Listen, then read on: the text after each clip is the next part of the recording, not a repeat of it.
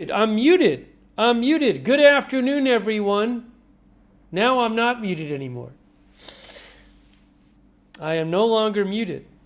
Good afternoon, everyone. It's Steve Lookner with Agenda Free TV. We are here to bring you live coverage of the Federal Reserve decision on interest rates. They're expected to hold interest rates steady, but we'll see what happens. And also we'll see if there's some disagreement in the Fed about what to do. And also we're going to see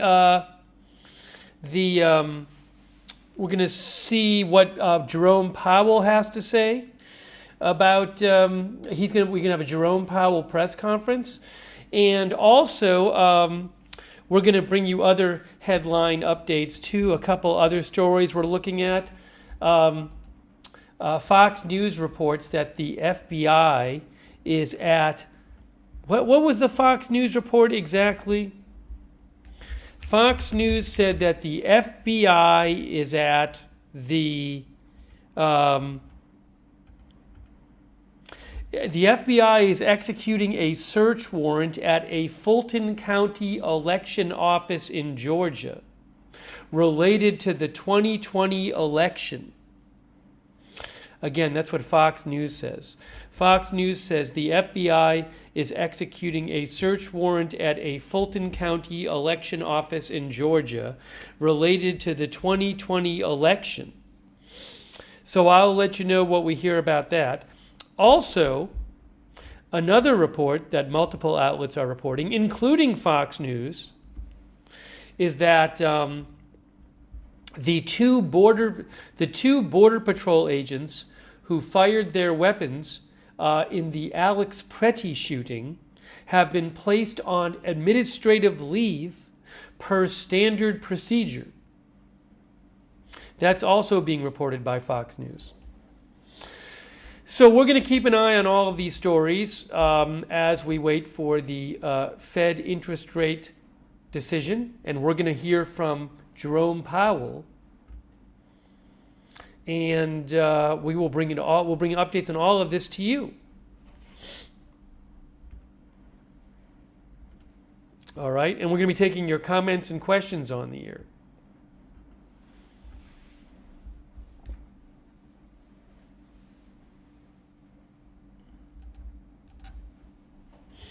Thanks for being here. We have right now moderating. I want to thank our moderators. Roberts May Queen and Beth Mythical are moderating over on YouTube. Thank you. I appreciate it.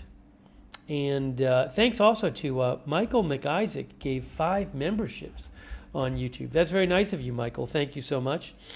Thanks to our moderators over on Twitch. I want to say thanks to them too.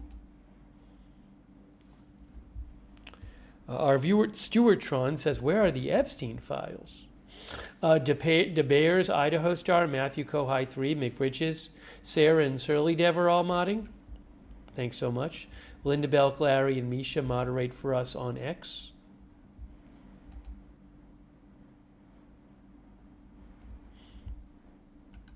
And thanks to our Facebook moderators too.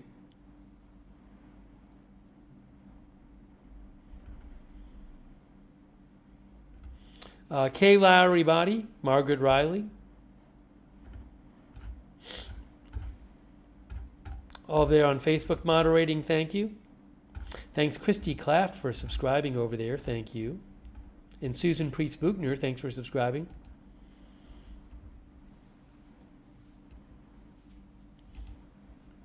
Okay, so we'll get you caught up on everything here.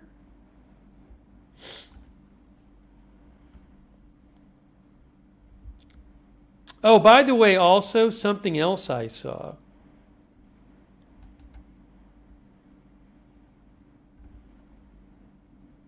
I don't know what Alpha News is. What is Alpha News? Is that a Minnesota news outlet? Jennifer Jacobs, who I follow, just reposted a report from Alpha News. Alpha News is a Minnesota news outlet. I don't really know anything about them, but I do know that their Facebook page, Alpha News, has about 300,000 followers. It also has the headline on it, "The Fall of Minneapolis." Anyways, I'll keep an eye on that. Hold on a moment here.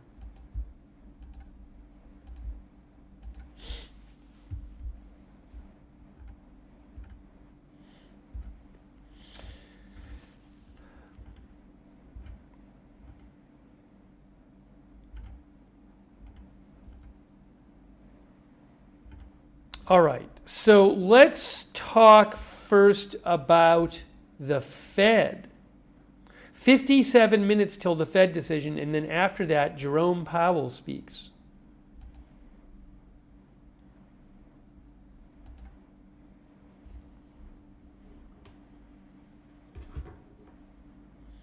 Now remember, Jerome Powell only has a few more months left as Fed chair.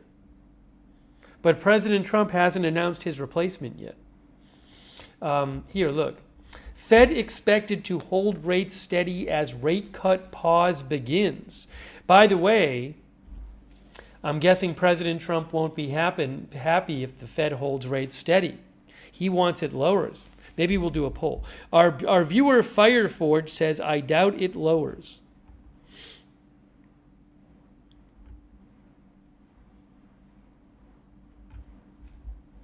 Hang on a moment here.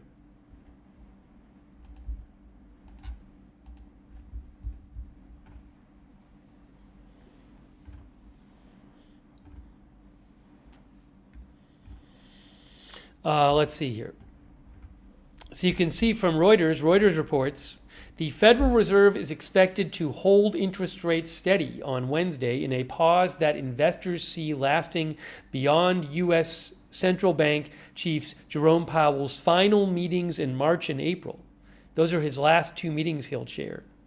With his successor expected to take office by the summer and policymakers split over whether more reductions in borrowing costs are warranted. Now remember, President Trump has been openly critical of Jerome Powell for months and months.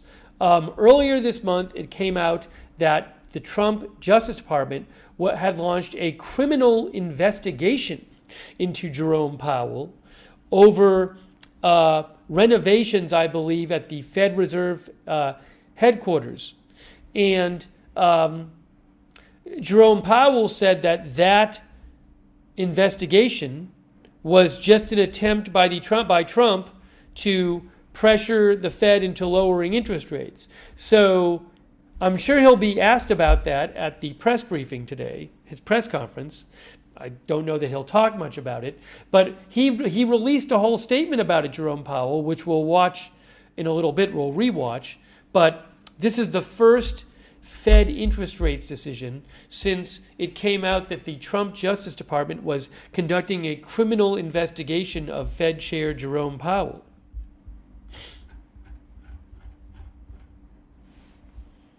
Susan Buchner said, "I hope to see rates lowered." Michelle Batten says, "It's hard to lower interest rates because of Trump tariffs." D. Donut thinks Trump will mess up the economy just as he has with tariffs. No way Wall Street trusts him. He has no discipline for economics. Mort says, "Hope the Fed stays independent."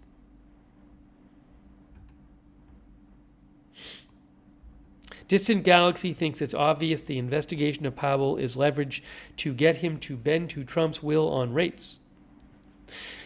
Shut Your Dirty Mouth says Jerome should raise rates 5%. Now, it's not up to him. There's 12 people voting, including him.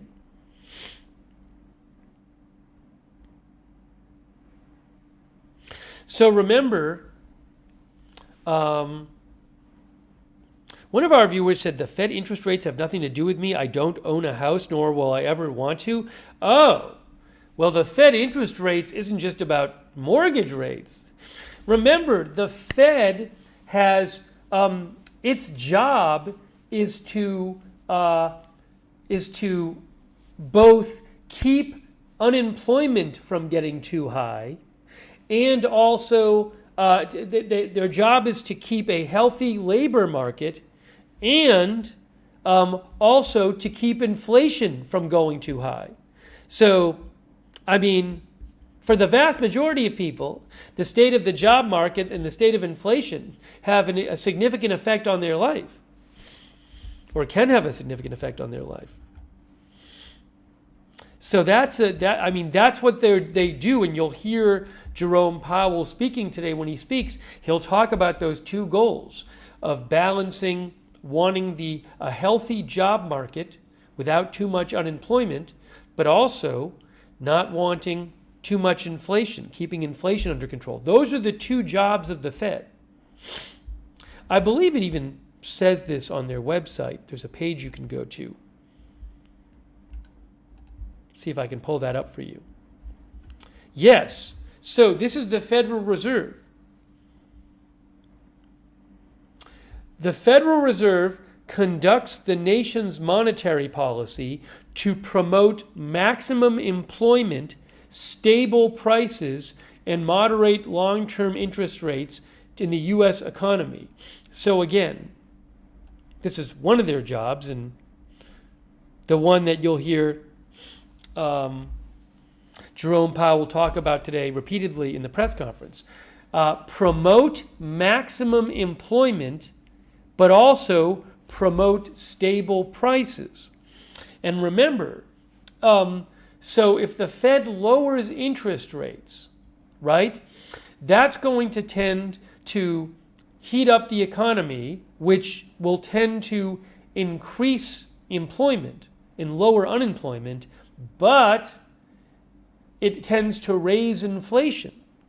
If the Fed raises interest rates, that tends to lower inflation, but it can put a brake on the economy and also raise unemployment.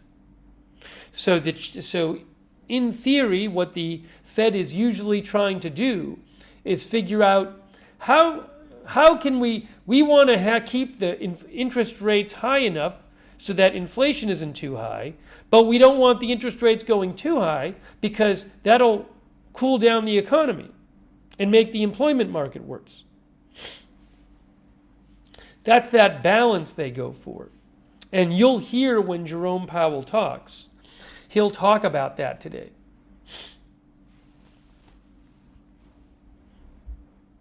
Let me read some of your comments here. Distant Galaxy says Fed rates affect prime rates, which directly affect mortgage, auto loan, personal loan, and credit card rates.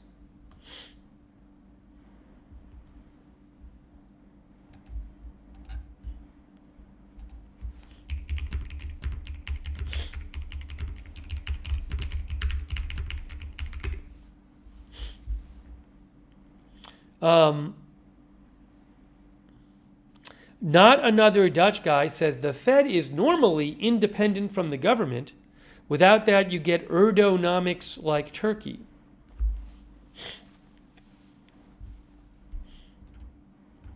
By the way, I just asked Gemini AI about the impact of the Fed rates on other rates.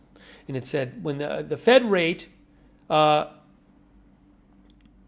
is the primary driver for numbers like credit card rates are usually tied to the prime rate.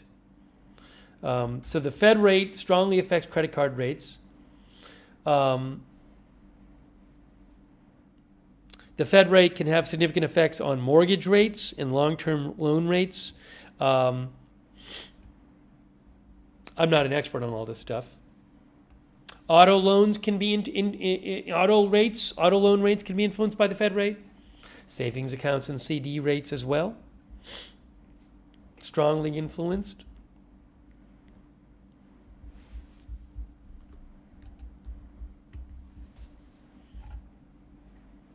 Michael Thomas says no rate change today. That's the thought. That's the wide belief. But again, so people aren't just looking at what the financial world isn't just looking at what the decision today will be. It's, first of all, what the Fed is going to signal about what's coming later in the year, right? And second of all, So we'll get to see what the, so there's 12, if I have this right, there's 12 people on the Federal Open Market Committee who vote on the rates. And then I think there's 19 total who are at the meeting. So if I have this right, anyways, what we'll get to see is not only what the Fed has decided, but what was the vote? What do different members of this committee project in terms of how many cuts there are going to be the rest of the year? So that's going to be important too. So we'll get a bunch of that information in 48 minutes. LL says, gotta land the plane slowly. West Frank says, is Trump still trying to fire Powell? Well, he hasn't attempted to fire Powell in the sense of just saying he's fired, which would be probably legally challenged. Our viewer Greg thinks rates will be unchanged. But, again, the Trump Justice Department recently opened a criminal investigation into Jerome Powell. Matthew Kohai says his term is almost over. Let's read a little bit about this here. So again, the Fed is expected to hold interest rates steady today. In a pause that investors see lasting beyond Jerome Powell's final meeting in March and April, with his successor, appointed by Trump, expected to take office by the summer, and policymakers split over whether more cuts in interest rates are warranted. The most recent data showed that the U.S. unemployment rate fell to 4.4% in December, despite weak job growth, and economists expect the Personal Consumption Expenditures Price Index, excluding food and energy costs, to rise to 3% on a year-over-year basis for the month, well over the Fed's 2% target. So the Fed has basically a 2% inflation target. And in recent months, I believe it's been around the high twos is the actual number. With consumer spending remaining strong and fiscal policy likely boosting growth in the first months of the year, because people are supposed to get significant tax refunds back as a result of the big, beautiful bill. This expert that Reuters talked to, Seema Shah, said, what is clear is that given the strength of the U.S. economy, there is no urgency to lower interest rates aggressively, although President Trump has said he would like them lowered. The Fed will release its policy decision at 2 Eastern time, and we're going to have that live for you, and we're going to have the details when they release it. And Powell is scheduled to begin a press conference half an hour later to elaborate on the rate decision and economic outlook. That's an important press conference, and we will have that live for you. Oh, this week's meeting does not include updates about policymakers' quarterly projections about the economy and monetary policy. I didn't realize that. I thought they did that every meeting.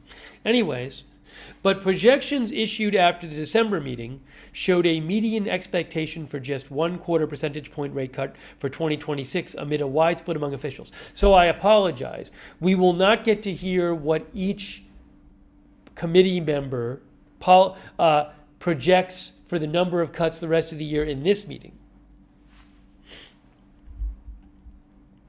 At the meeting last month, 7 of 19 Fed policymakers indicated no further cuts would be warranted for at least a year, while 4 said only 1 further cut was warranted or likely needed, and 8 said rates would need to fall by at least 0.5 percentage point in 2026. A lot of disagreement among the policymakers. Also, as we've been talking about, as you guys have been talking about, White House is pushing for lower rates. President Trump has called for immediate and steep reductions in the Fed's policy rate, but the spread of opinion among officials shows the hurdle that Powell's replacement will face in engineering anything other than modest cuts. I've heard some speculation that Trump could nominate a new person for the Fed chair today. Trump is expected to nominate someone soon to take over when Powell's term as Fed chief ends in May, with U.S. Senate confirmation hearings to follow. That process has been complicated by rising antagonism between Powell and the Trump administration after it was disclosed, as I said, that the Department of Justice had threatened the Fed chief with a criminal indictment, a step that several Republican senators have called out as grounds to hold up the confirmation of his successor, given the threat implied to the central bank's independence. So the idea is that the central bank is supposed to be independent of the executive branch of the president. Main reason I understand for this is that, sometimes the central bank, to keep inflation down, for example, or to fulfill their goals of keeping inflation low, but also keeping a healthy job market, sometimes the Fed may need to do things to do that might be politically unpopular, like raise interest rates. Because the Fed might say, wow, inflation's getting too high, we need to raise interest rates, which can, slow down the economy. But if you don't have a Fed that's independent of the government, specifically the executive branch, what might happen is the world might look at the U.S. and say, they're just going to keep lowering interest rates. Inflation's going to go up a lot. If the rest of the world thinks inflation's going to go up a lot in the U.S., that can have all kinds of impacts on the U.S. economy. So in theory, and obviously also, if the Fed isn't allowed to do, if the Fed's job is to keep inflation low and to keep the labor market healthy, but they're not allowed to do the things they think they need to do in order to achieve those goals, because, say, a president doesn't want them to, that would certainly get in the way of their goals of keeping inflation low and the labor market healthy. So, anyways, there's a concern, as the article said. Several Republican senators have called out, expressed disapproval of the Trump Justice Department criminally investigating Jerome Powell, because they think it applies a threat to the central bank's independence. Okay, so let's take some comments from you guys. And again, we're going to be hearing from Jerome Powell, and this will be Jerome Powell's first press conference after one of these interest rate meetings that he has held since it came out that the Trump Justice Department was criminally investigating Jerome Powell.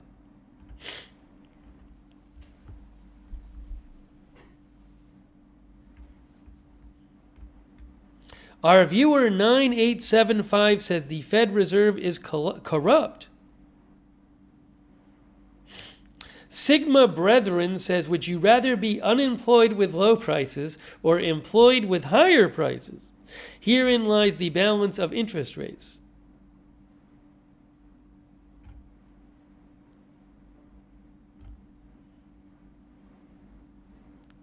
Aliens are real, says Trump is planning on disclosing on July 8th. Well, Jerome Powell's term ends in May. If you're talking about saying who the replacement is, it's supposed to be soon, but maybe you're talking about something else.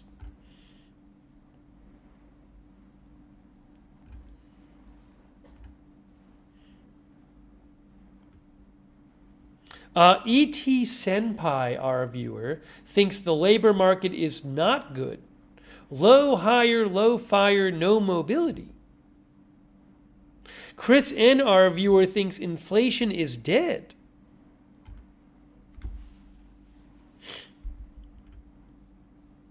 Pam Hogue says dump Powell. The Anonymous Prepper channel says hyperinflation coming.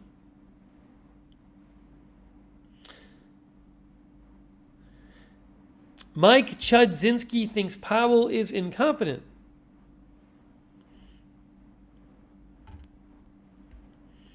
Not Another Dutch Guy says 1 year ago you could get $1.04 for 1 euro. Now it is $1.19 for 1 euro. That does not look very great to me. I want to show you guys what Jerome Powell said recently in his statement after it was revealed that the Trump Justice Department was investigating him. But before I do that, I want to get you caught up on a couple other headlines here about other stories. This interest rate decision is in 37 minutes. And I also want to shout out our moderators. Thanks to our moderators. We have Roberts May Queen is moderating. Beth Mythical is moderating. Thank you so much. We also have moderating. Oh, thanks so much to Kevin. Kevin E2H, that's so kind of you, Kevin. I really appreciate that. Thank you, Kevin, for your support. Thanks also to our Twitch moderators. DeBears, Good Luck Duck, Idaho Star, I Got That Fire, Matthew Kohai 3, McBritches, Sarah, and Surly Dev. Thanks also to Linda Belk, Larry, and Misha for moderating on X. Thanks to our Facebook moderators as well. One moment here.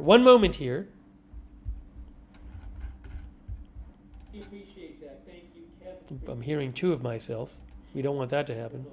Kay Lowry Body and Margaret Riley are moderating. Thank you.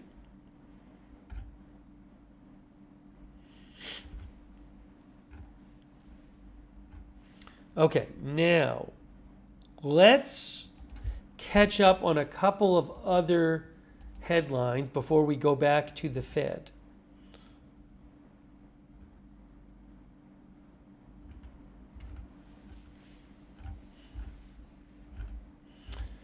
So one headline, and I mentioned these before, but I'll mention them again.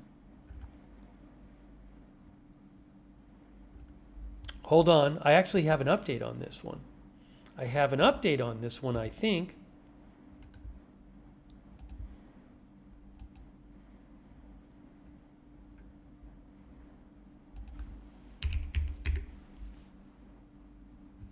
Here, look.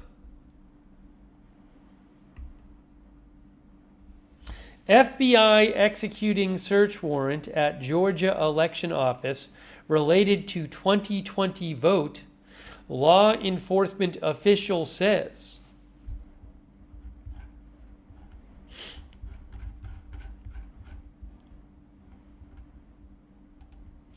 The FBI is executing a search warrant at a Fulton County, Georgia election office related to the 2020 election. A law enforcement official familiar with the matter said today. So I know you can't see that. Let me just do this here. FBI agents were spotted entering the Fulton County Election Hub and Operations Center, said Fox News, which first reported the search of a new facility that state officials opened in 2023. The probe is related to the 2020 election, which President Trump lost to Democrat Joe Biden, the official said. Representatives for Fulton, now Fulton County is where Atlanta is. I think a lot of, I have to get this right. I believe that most of Atlanta is in Fulton County and not the other way around. I have to look this up. I used to live in Atlanta, but I forget.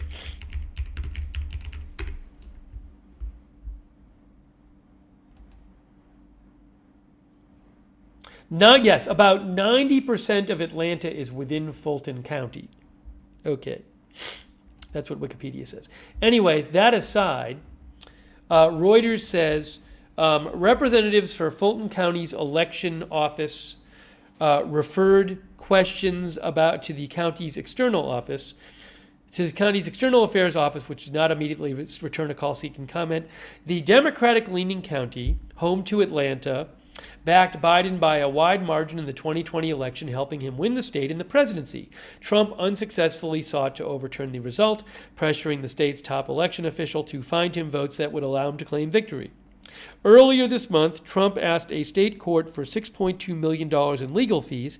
He said he spent fighting criminal charges of election interference filed by the county's top prosecutor, Fani Willis.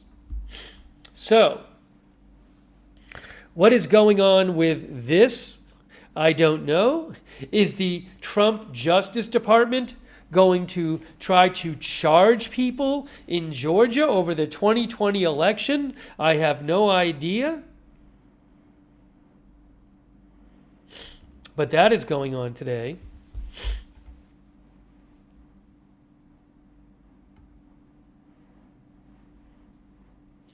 Our viewer Tor Melkson says, is Trump still looking for those 11,000 votes? Our viewer Mason D thinks President Trump won 3 times.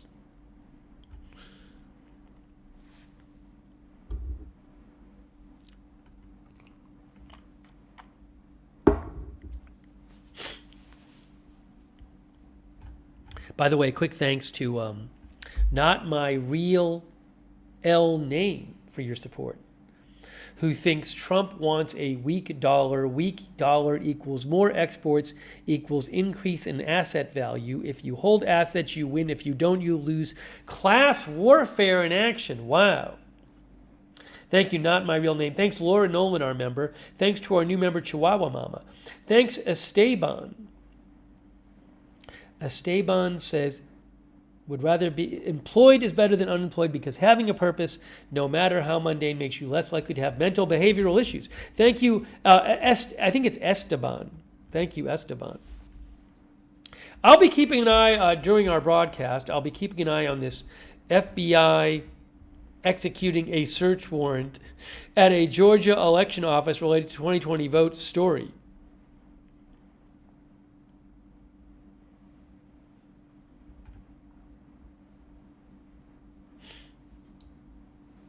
Our viewer Stumpy Stump says it's a big gamble to devalue the U.S. dollar so much while the EU, India, and China are making big deals with each other.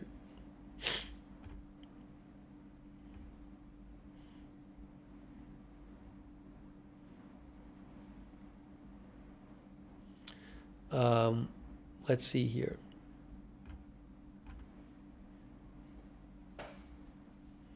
Audio X3 says anything but the Epstein files. So I'm keeping an eye on that story about Fulton County. Another story I want to mention is, really quick, just to get you an update on it,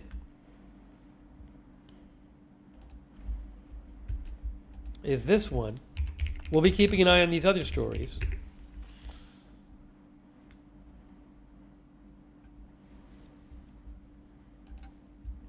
I'm trying to find I have the story. I want to try to find the headline for it, though, so I can show you the headline.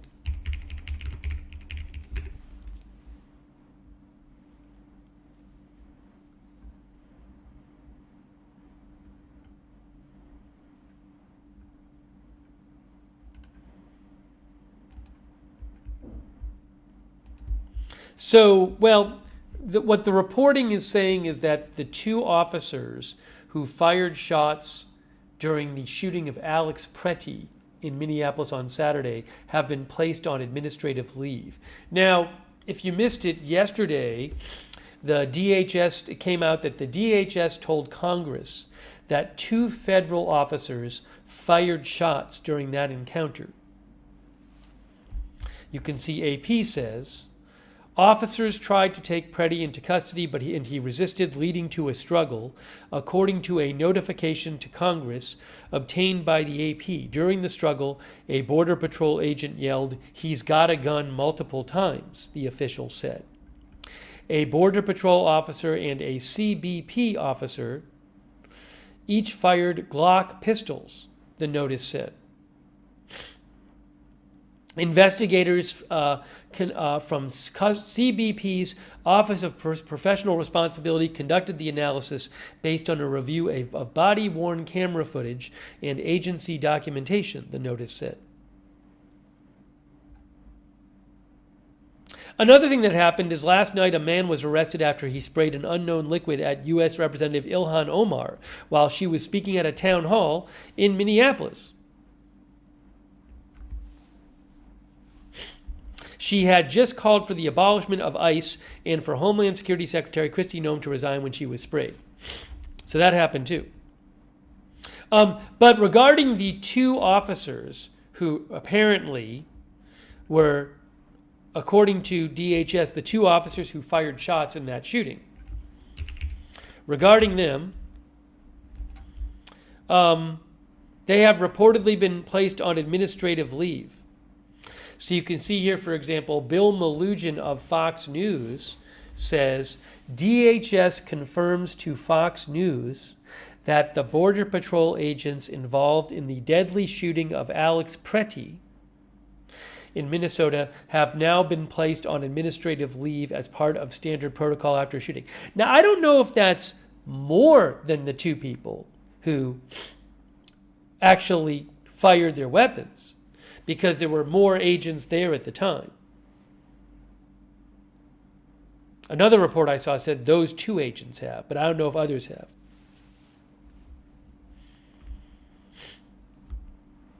So we're keeping an eye on that story as well. ABC News says the two officers involved in the shooting of Alex Pretty have been placed on paid administrative leave.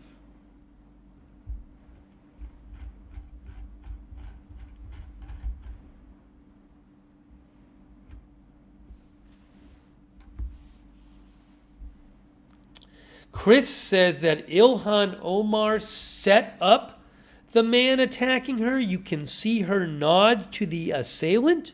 That's what Chris said. I Am Your Mom thinks it's great news about time that the officers have been placed on administrative leave.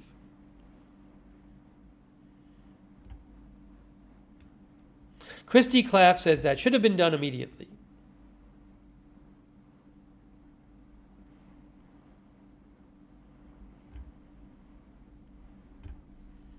Vega Wow says administrative leave, what a joke.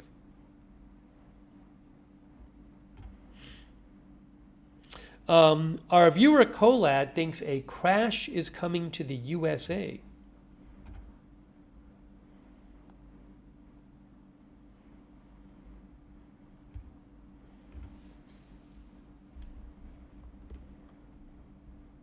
Thanks so much to Studio Souls for your support. I really appreciate that, Studio Souls. Also, I Am Charlie, who says Somalia Smollett, referring to Ilhan Omar. Oh, thanks, I Am Charlie, for the gift memberships, too. It's very nice of you. Hey, we have 25 minutes until the Fed decision. 25 minutes. They are expected to keep interest rates the same today and not lower them and not raise them. President Trump probably will not be happy with that because he wants them lowered. But we're also waiting to see not just what they do on interest rates, but what the guidance is going forward from Jerome Powell. After the Fed interest rates decision, Jerome Powell will be doing a press conference that it will be highly watched for guidance on what the Fed is thinking about future months and whether there'll be future rate cuts. But also, remember, this will be the first time Powell has done one of these press conferences after it came out that the Trump administration was criminally investigating Jerome Powell. So it'll be interesting to see this. And hang on a moment here. Sorry, I'm stuffed up today. I'm still a bit sick. I'm coming to you from Buenos Aires, Argentina, where I'm visiting for a little bit, a lovely city. Whenever I travel, I pretty much get sick for a week or so when I first arrive, which has happened once again. Not feeling too bad, feeling a bit better, but I'm still stuffed up, so I apologize. You have to listen to that. Um, and But we're doing this coverage today, and we'll cover this, and if there's other big news today, we'll cover that too. Chris N says high interest rates just hurt the middle class. Laser says Amazon announced 16,000 jobs gone to AI. I don't think they specifically said to AI, but I did see the thing about the Amazon jobs. Maybe I can quickly pull that up for you. Hold on. Some bonus financial news here.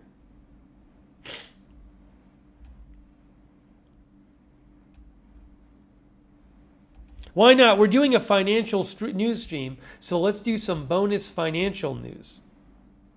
Hey, thanks, Juliana Martin. Thanks for people saying feel better.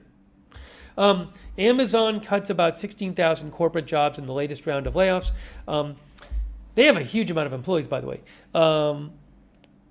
Amazon is slashing about 16,000 corporate jobs in the second round of mass layoffs for the e-commerce company in 3 months, says AP. The tech giant says it has plans to use generative artificial intelligence to replace corporate workers. It has also been reducing a workforce that swelled during the pandemic. A senior vice president at Amazon said in a blog post today that the company has been reducing layers, increasing ownership, and removing bureaucracy. So they didn't specifically say that all these jobs are being reduced because of AI. The company did not, but you never know. The company did not say what business units would be impacted or where job cuts would occur. The latest reductions follow a round of job cuts in October when Amazon said it was laying off 14,000 workers. U.S.-based staff will be given 90 days to look for a new role internally. Those who are unsuccessful or don't want a new job will be offered severance pay, outplacement services, and health insurance benefits. Now, the layoffs announced today are the highest since 2023 when the company cut 27,000 jobs. The CEO of Amazon said in June he anticipated generative AI would reduce Amazon's corporate workforce in the next few years. These job cuts have not arrived with a company on shaky financial ground. In its most recent quarter, Amazon profits jumped nearly 40% to $21 billion, and revenue soared to more than $180 billion.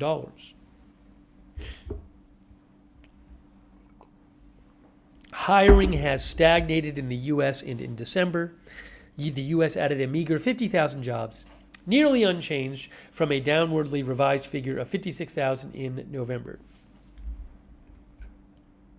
Labor data points to a reluctance by businesses to add workers even as economic growth has picked up. Many companies hired aggressively after the pandemic and no longer need to fill more jobs.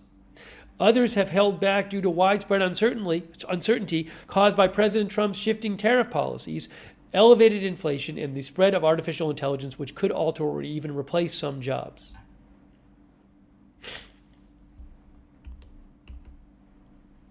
While economists have described the labor situation in the U.S., says AP, as a no hire, no fire environment, I think one of our viewers said something like that.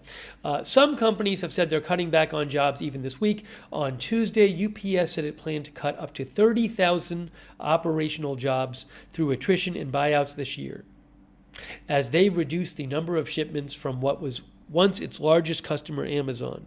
That followed 34,000 job cuts in October at UPS, and the closing of daily operations at 93 leased and owned buildings during the first 9 months of last year. Pinterest is laying off under 15% of its workforce, they said yesterday. Anyways, you might hear Jerome Powell talk about the labor situation today in his press conference.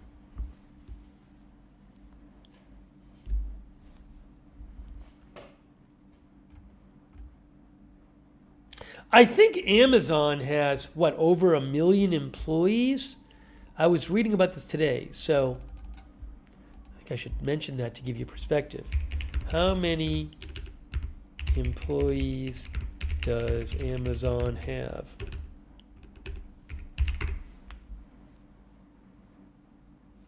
I asked Gemini AI, it says about 1.5 million people globally, which I think is around what the article I read earlier said.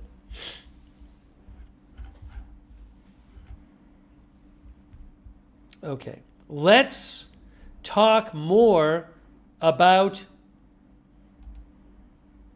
the interest rates.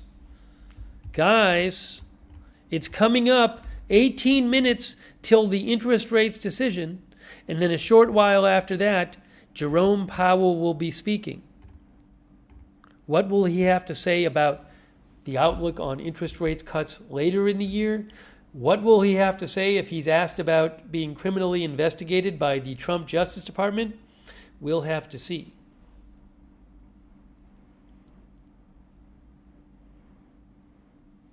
RKW says, the pros I know are saying near zero chance of a rate cut. Hey, maybe we'll do a quick poll. By the way, thanks Lost in Technicolor for being a member. Quick poll.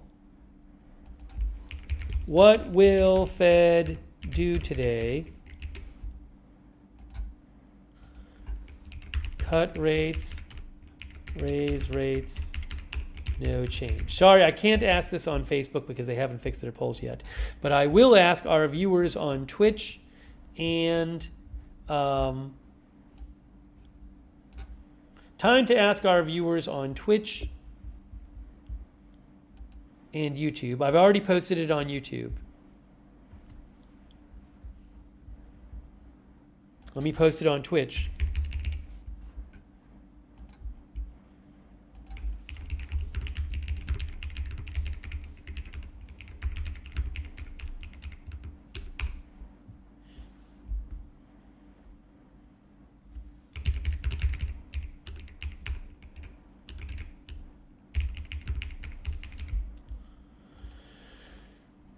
Okay, let's see what you guys have to say. 16 minutes till the decision. So, over on YouTube, here is the vote on YouTube. Oops, I had it up there.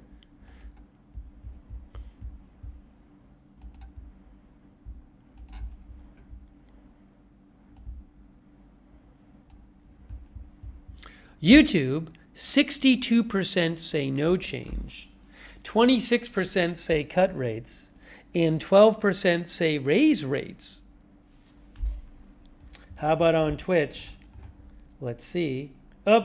Sorry on Twitch. On Twitch, I wrote the poll question as, what will Fed today? What will Fed today? Hopefully our viewers on Twitch, I'm sure that they could figure out what I was saying or what I meant to say. Hopefully they were not confused by my phrasing of the question. What will Fed today? What will Fed today? Hey, look, I asked viewers on Twitch, what will Fed today? And they said, it's pretty close to YouTube. 67% no change, 24% lower rates, 9% raise rates.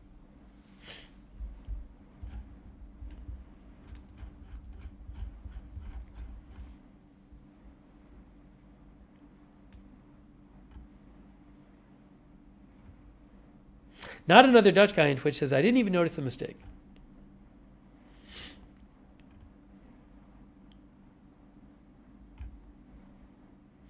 Bernard Tapey says, I'm voting no change. Way back Rock says, fed up with Powell. JTB says, the rate will not change. Any other call is cooked.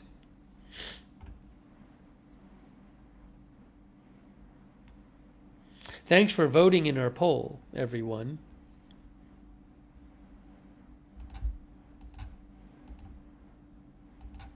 Oh, thanks to Sajan. Sajan, thanks for being a member. Only 14 minutes till the decision. We're going to hear from Jerome Powell after that. You know what I haven't even done yet? Let's just take a quick look at what Jerome Powell had to say when it was revealed that the Trump Justice Department was criminally investigating him. Okay? I'm going to put my earphones on for this. So this is the statement from Jerome Powell when it was revealed that, this is from January 11th, that this was a statement he made that was posted on the Federal Reserve website when it was revealed that the Trump Justice Department was investigating Jerome Powell, criminal investigation over, I believe the focus of the criminal investigation is on testimony he gave to Congress about the renovation of the Fed headquarters, the renovation of Fed office buildings. Here it is here. Let me play this for you. Good evening. On Friday, the Department of Justice served the Federal Reserve with grand jury subpoenas, threatening a criminal indictment related to my testimony before the Senate Banking Committee last June. That testimony concerned, in part, a multi-year project to renovate historic Federal Reserve office buildings. I have deep respect for the rule of law and for accountability in our democracy. No one, certainly not the chair of the Federal Reserve, is above the law. But this unprecedented action should be seen in the broader context of the administration's threats and ongoing pressure. This new threat is not about my testimony last June or about the renovation of the Federal Reserve buildings. It is not about Congress's oversight role. The Fed, through testimony and other public disclosures, made every effort to keep Congress informed about the renovation project. Those are pretexts. The threat of criminal charges is a consequence of the Federal Reserve setting interest rates based on our best assessment of what will serve the public, rather than following the preferences of the president. This is about whether the Fed will be able to continue to set interest rates based on evidence and economic conditions, or whether instead monetary policy will be directed by political pressure or intimidation. I have served at the Federal Reserve under 4 administrations, Republicans and Democrats alike. In every case, I have carried out my duties without political fear or favor, focused solely on our mandate of price stability and maximum employment. Public service sometimes requires standing firm in the face of threats. I will continue to do the job the Senate confirmed me to do, with integrity and a commitment to serving the American people. Thank you. All right, so that was Federal Reserve Chair Powell. That statement came out on January 11th, about 2 weeks ago. And I'm guessing he'll be asked about that today when he speaks. He's speaking at 2:30 Eastern Time. Less than 11 minutes till the Fed decision today. Let me take some comments from you guys. Oh, by the way, I owe a quick thanks to Vampire Broad. Thank you.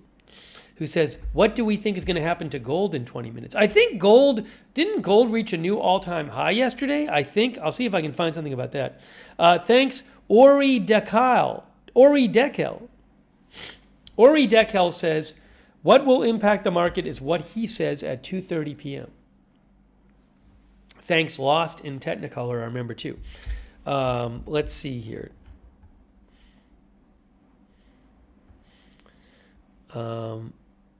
Chihuahua Verde said of Powell's statement, nothing to argue about that. DM says Powell is a criminal. Covert Data says, Powell, you don't owe anyone an explanation. We know who the real criminal is. Maz Isley thinks Powell has not complied with the subpoenas.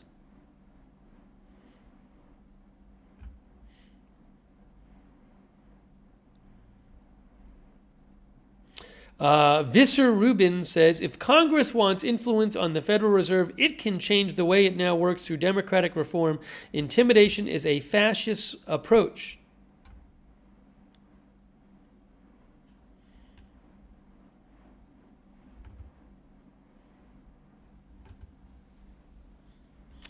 Kay Gurney says, Powell sucks.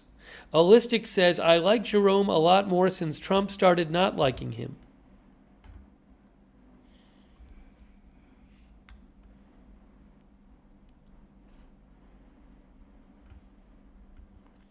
Okay, so again, that is some background as we get closer to the Fed decision in 8 minutes and 45 seconds. 8 minutes and 45 seconds. Give me 1 second. I have to fix something here. Widely expected they're not going to raise interest rates. Widely expected that will not make President Trump happy. And maybe we'll get a little more background about this before we get the decision here. I'm also checking for new updates on other stories as well. Appreciate people being with us for this live stream. We will have live coverage of Jerome Powell's press conference, which will be widely, I don't want to say widely paid attention to. There'll be a lot of attention paid to what he has to say.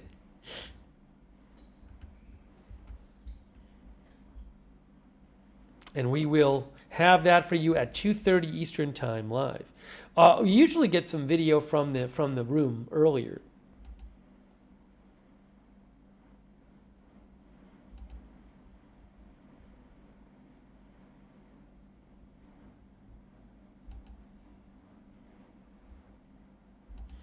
So remember also the Fed, it has as its goals, as we mentioned to you before, but I think this is helpful to go over.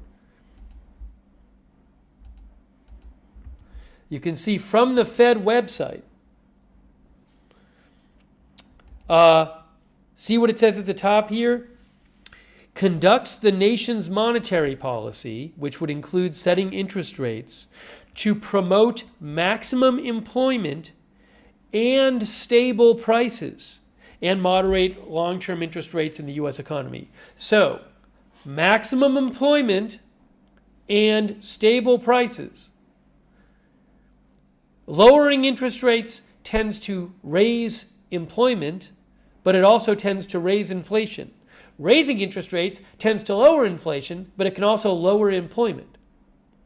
So you will hear when Jerome Powell speaks him talking about balancing those two things and about which is currently most in need of addressing through changing interest rates. Although right now they might think it's both, or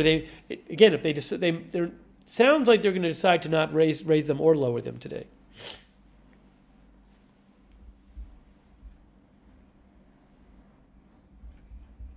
I don't know if I have access to... Yeah, so with market info, sometimes I can't, as strange as this sounds, there are copyright laws on live market data. Because that's owned, and the real-time data is intellectual property. Sometimes I do have access to the ticker, but right now I don't have access to it in a way that I have license to show it to you. I know that might sound strange to you, but that is the way it is. I'll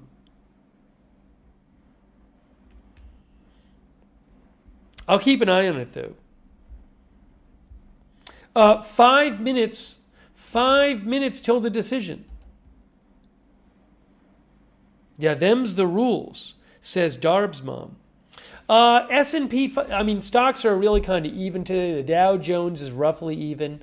S&P 500, 0.07% down. NASDAQ is up a slight bit. Really, stocks are even today. I'm sure that, people in the world of finance are going to wait to see not just what they do about interest rates today, but what the other information is coming out. For example, what Jerome Powell says is going to happen.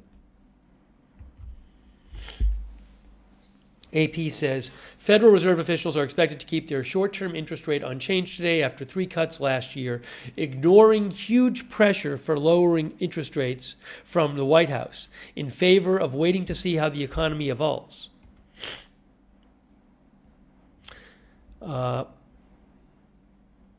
There are signs that unemployment has stabilized and the economy could be picking up. At the same time, inflation remains stubbornly above the Fed's 2% target inflation rate. All those trends argue for keeping rates where they are. A key issue that Jerome Powell will likely address at his news conference is how long the Fed will remain on hold in terms of cutting rates. The rate-setting committee remains split between those officials opposed to further cuts until inflation comes down and those who want to lower rates to further support hiring. The person on the committee who appears to most want to lower rates, I believe, is Trump appointee Stephen Mirren, if I'm getting his name right. I believe the last 3 meetings he has called for a half-point rate cut, if I have that right.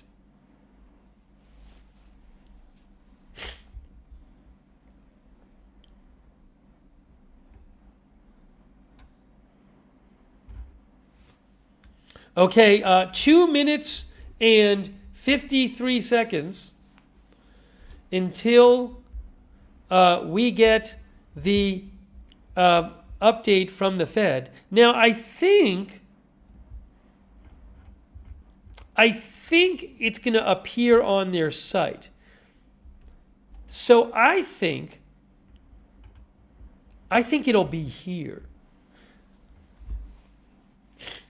I think it'll pop up on this page. Meeting calendars, statements, and minutes. Hope it pops up here. I think it'll just pop up here if I refresh. See, right now it says 2026, but there's nothing listed, but I think something will pop up here.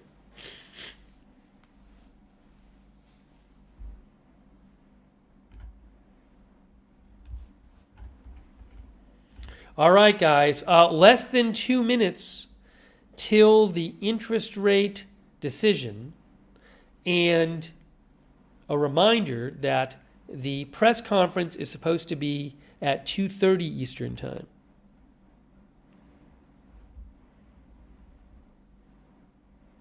Let me just do a quick check here to see. I'm supposed to get video from the room at about 2:15. The press conference room. All right, let's go back here. I'm going to start hitting refresh.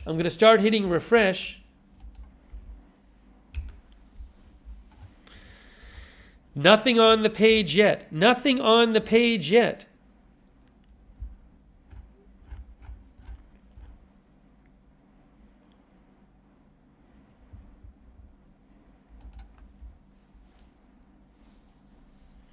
Refresh. Nothing on the page yet. Yeah, this usually comes out right on time. Supposedly about 45 seconds. I don't know what other data we're going to get with this. Maybe they'll say how everybody voted. Maybe.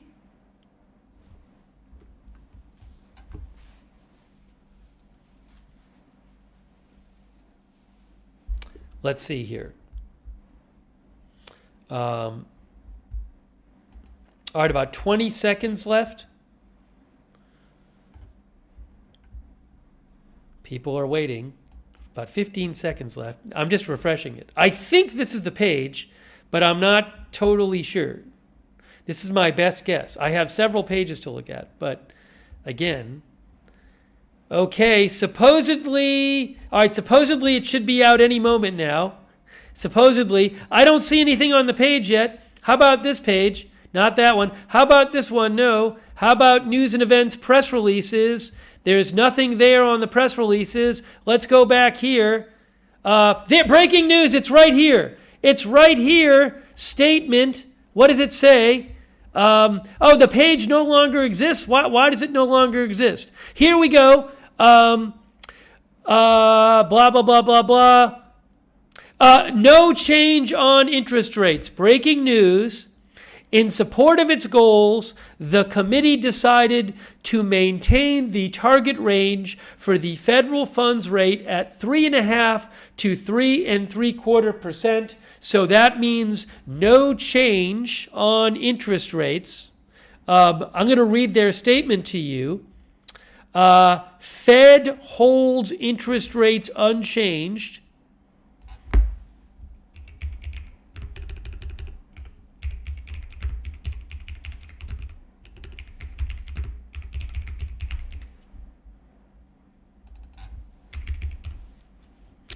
And let me just update our clock because I want to get that correct so you can see when Jerome Powell is speaking. And then we'll take your comments on this breaking news and we'll read their statement.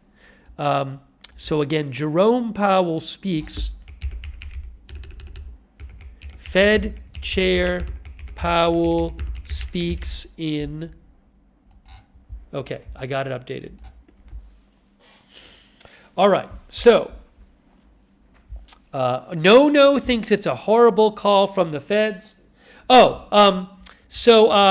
Here's what they said. Available indicators suggest that economic activity has been expanding at a solid pace. Job gains have remained low, and the unemployment rate has shown some signs of stabilization. Inflation remains somewhat elevated. The committee seeks to achieve maximum employment and inflation at the rate of 2% over the longer run. Uncertainty about the economic outlook remains elevated. The committee is attentive to the risks to both sides of its dual mandate. So what they're saying is they have some worries about inflation, right? Inflation is higher than they want it to be. They have some concerns about inflation, but they also have concerns about the labor market. So at this point, if the concerns are more about inflation, you're going to tend to lower interest rates. If you're going to tend to raise interest rates. If the concerns are more about the job market, you're going to lower interest rates. So they're saying that the committee is attentive to the risks on both sides of its dual mandate. Doesn't sound like, this statement certainly doesn't sound like they're promising to raise rates and promising to lower rates anytime soon.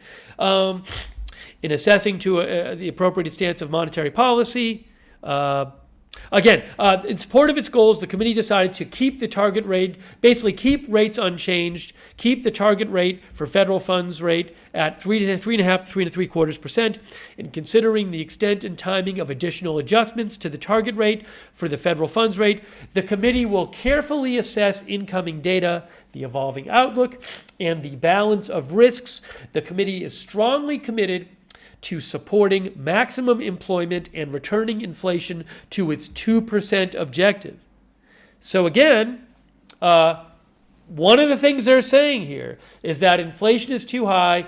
They want it down to 2%. That would suggest that they might have to raise interest rates, but they also have concerns about the job market too. Oh, here's the vote down here. Voting for the monetary policy action were 1, 2, 3, 4, 5, 6, 7, 8, 9, 10. Voting against this, it was a 10-2 vote. One of the two votes against it was Trump appointee Stephen Miran, who I believe in the last 3 meetings has called for a rate cut of 0.5%, if I have that right. I believe he's been the person calling for the most rate cuts, to Trump appointee Stephen Miran. So it was a 10-2 vote. So 10 of the people voted to keep it the same, 2 voted against it, and both of the 2 voting against it preferred a 0.25% rate cut. It's interesting that Miran didn't want a 0.5-point rate cut. So I don't know if how the market will interpret this, but it wasn't like it was like half the people, or it was pretty much on the side of keeping it the same. 2 of the 12 said lower it by 0.25 point. 10 of the 12 said keep it the same. And then Miran was a recent Trump nominee. When was Waller nominated?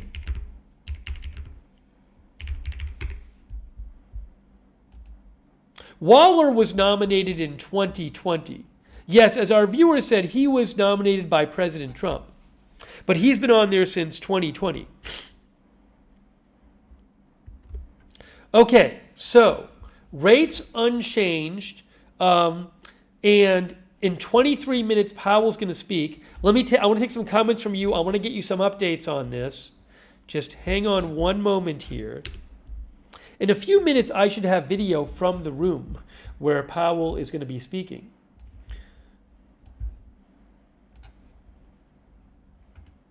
Hang on one moment, guys. Give me one moment here.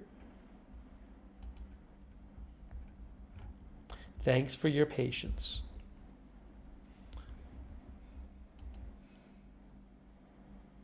Where is...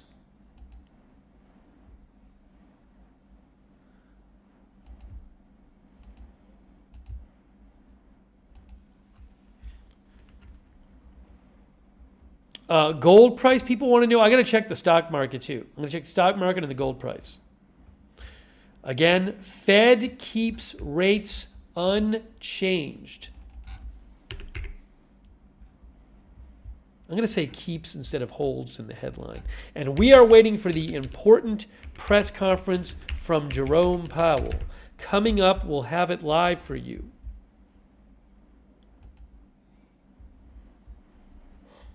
Here, look, guys, I have a headline about this already from AP. Federal Reserve keeps interest rates unchanged even as Trump continues to press for lower rates. People are talking about gold. Hold on, let me check something real quick. Give me a second here. Just give me 1 second. Thanks for your patience. Okay. In terms of the stock market, so right now, it's not changed that much from before. Why is that up there? Hold on, let me get the right thing up there. There it is. No, that's not it. Right here. Fed Reserve keeps interest rates unchanged even as Trump continues to press for lower rates. So I'm looking at the market right now. It hasn't changed that much since the announcement came out. I think maybe because, well, the market was expecting the rates to be unchanged. But we'll have to see what happens when Powell speaks. And then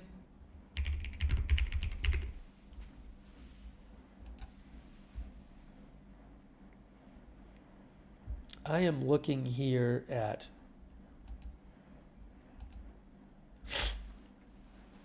one gold price chart. I mean, gold is, I think, close to a record high, but I'm not seeing a huge move the last few minutes, but I don't know if this is updated. Anyways. Yeah, I'm seeing a price of around like 52.75 or so.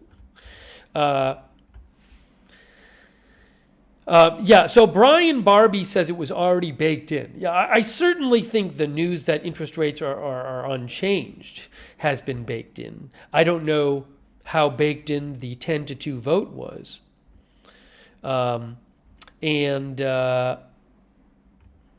me read some comments here. Edward Porter thinks doing the opposite of what Trump says is always the smart move. Lord Syphilis says, should I buy gold now? Timido1 says, I think Powell is wrong here. It's not crazy to keep the same, but quarter percent cut should have been placed. Now, by the way, remember, 12 people vote, including Powell.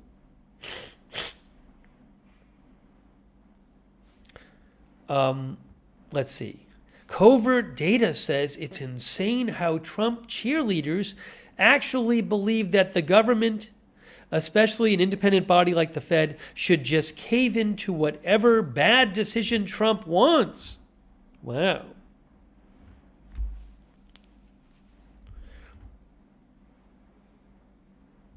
Native says good for savers. So what will Jerome Powell say in 19 minutes? What's he going to say about what the outlook is on rate cuts in future months? I believe there's a meeting in March and then April, right? Let's look this up here. Yeah, there's a meeting March 17th and 18th and April 28th and 29th. And Powell's term runs out in May. So these are the last two meetings for him as chair. Oh, what's this? Well, that's really nothing new. Yeah, we don't get in today's meeting, we don't get projections from the different committee members about the economy and the number of rate cuts. Some of the meetings you get that, but we don't get that today. Powell is speaking in 18 minutes. We're going to have that live for you. In just a few minutes, I should have a live shot from the room where he is speaking. I really appreciate people being with our coverage today. And let me just check and make sure I don't have some video for you already of the room.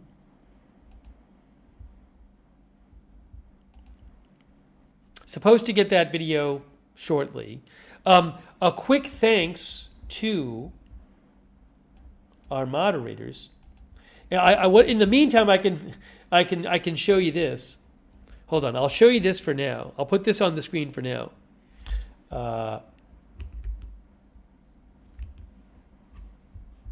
Where is it here? Hold on. Hang on.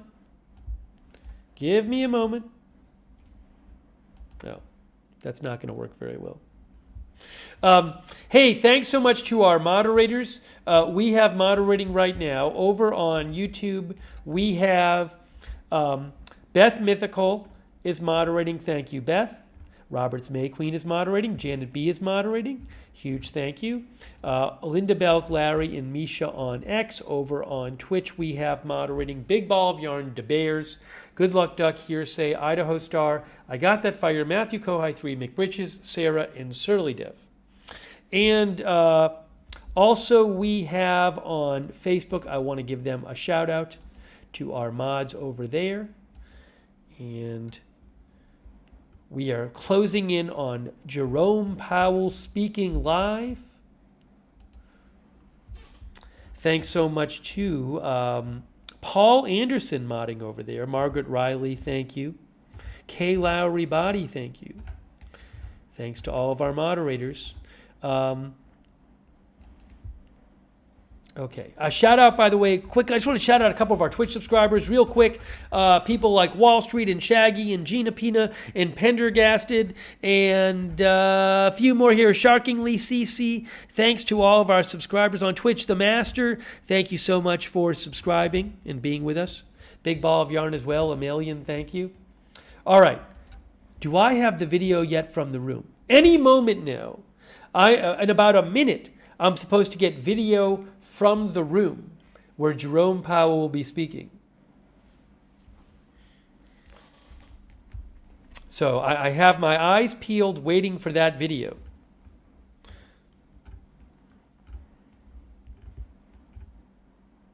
Our viewer, Bill Huang, thinks that gold and silver are spiking. All right, I have the room right now. I think I'm about to get the video from the room. I can see it right here. Okay, guys. Oh, do I have a treat for you guys? Do I have a treat for you guys? Look at what we have right here. Oh my gosh, we got the room. We got the room. Now, when it starts, I'll probably switch to the Fed feed. Now, here we go, though. We got the room. We did it. We got you the room. Yeah.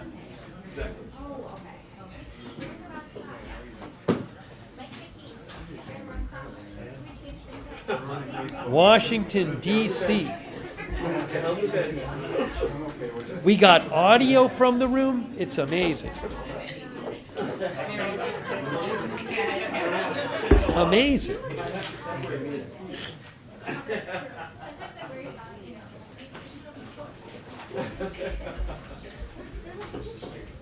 People want to see what Powell has to say. I wish you were doing that. Got roped into this. I'm going to keep an eye also on other headlines coming out.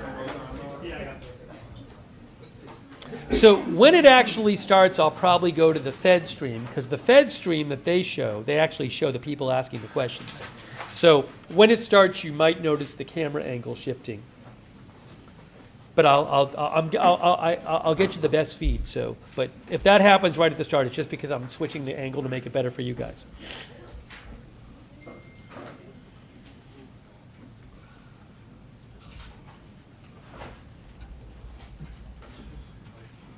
Jerome Powell, he's going to be asked again. The Fed votes 10-2 to keep rates unchanged.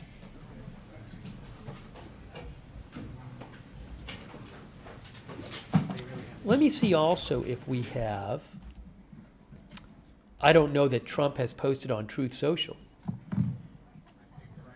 about interest rates. I do not see anything from Trump about the interest rates on Truth Social at this point.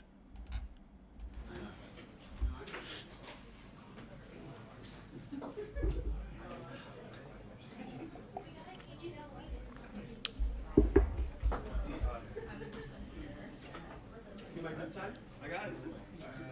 Is there a good side? Yeah, it's this one. There is.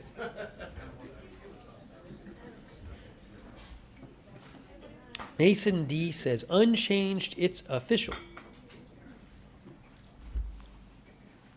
Kenneth Volton says, do you think gold will keep on rising? I have no idea.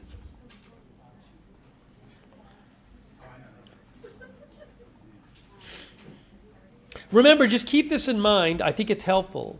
The Fed focuses on two goals with their interest rates. They focus on keeping inflation low, keeping inflation at the target 2% rate.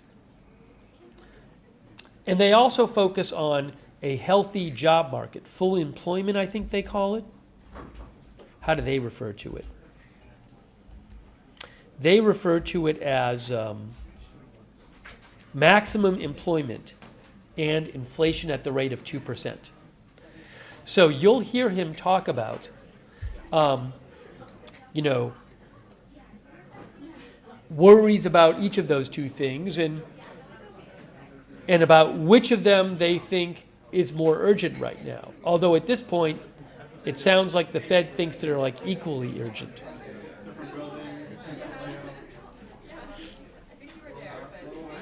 So the market is waiting to see what will he say. Is he going to give any kind of hint about whether in the next few months we might get more rate cuts or not? Jimmy Smith, our viewer, says the inflation is not low. Also, this will be the first one of these he has done after it came out that the Trump Justice Department was criminally investigating him. So I'm assuming he will be asked about that. Our viewer, Melissa Banks, thinks Powell will lean cautious in his remarks and the market will drift lower. Let me take 2 seconds and fill up my water glass. So I'm going to disappear for about 10 seconds here. Hang on a moment. Okay.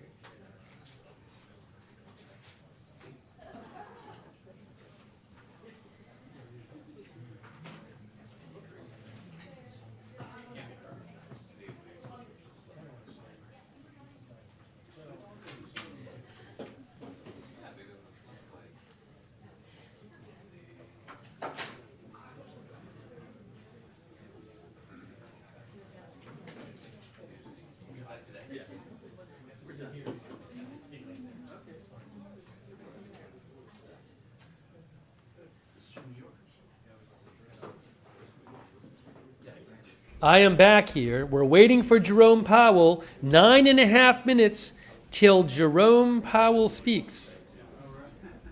That's true. What's the Bitcoin price today? I didn't even check. I'll have to check right now.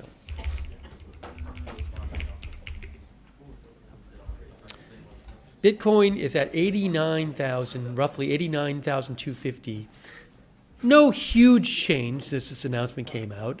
Again, most people thought that that the rates would be held the same, but bigger question today is what Powell has to say.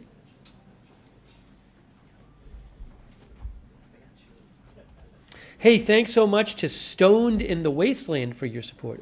Stoned in the Wasteland. If you have feedback about the channel, that is not for the chat. You can message the mods directly if you want. If you have questions for them or comments, they can give you their address. You can reach me at Lookner on X or agendafreetv@gmail.com. But that is not, the chat is for discussion of the news topics of the day. Thank you. Thank you, Stoned in the Wasteland. Thank you, Dodger Blue. Dodger Blue says, financial planner here, job growth she thinks has slowed sharply. Inflation remains above the 2% target. Fed's holding tight for more observation and info. Thanks also, LOSF 3D. Thanks also, Boomer Wow. Boomer Wow says, people will say that the economy stinks and then agree that Jerome should continue to hold back the economy. Thanks, Vampire Broad, who says, what do we think is going to happen to gold in 20 minutes? Thanks, Ori Deckel, who says, what will impact the market is what he says at 2:30. We are getting very close to Jerome Powell speaking live.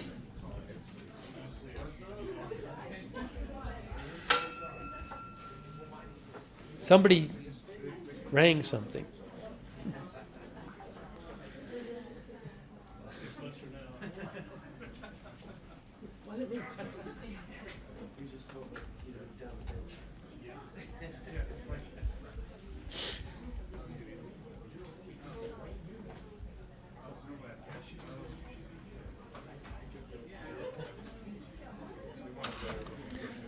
The Wall Street Journal says officials so far. Hold on. Person at the podium. What? Person no longer at the podium. Person was at the podium.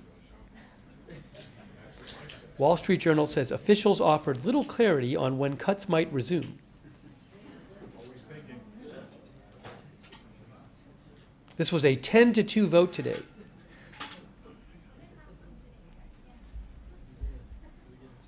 Now, what I just need to do here, again, when it starts, I may switch over to the Fed feed. Do the best I can to get you the best feed.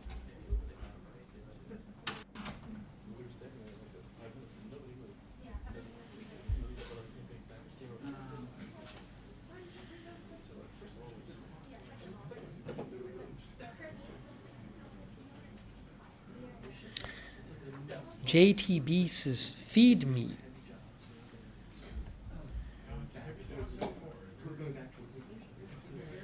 Our viewer, Ladina, says 10-2, it's pretty solid. Crazy Boy says, if the market tanks, it means Powell opened his mouth.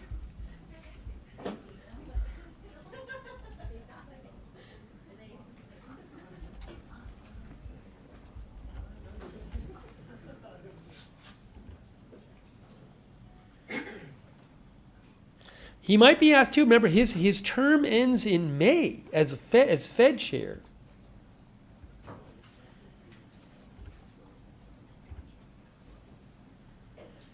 Chris thinks the market is going to crash hard. Scott's Min thinks they're all there to ask about the investigation.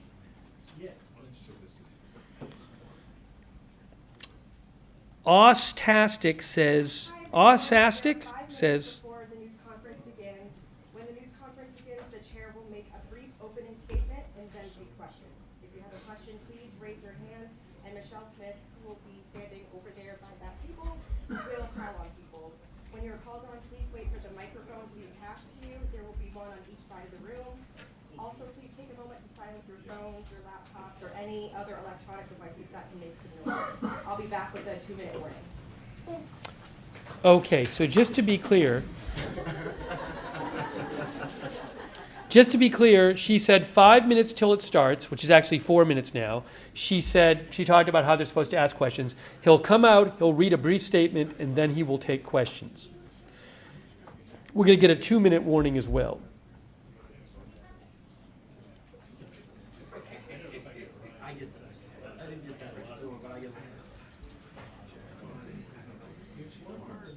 We are waiting for Jerome Powell to speak. Our viewer, Osastic, said, independent Fed is what we need. Which is your favorite child?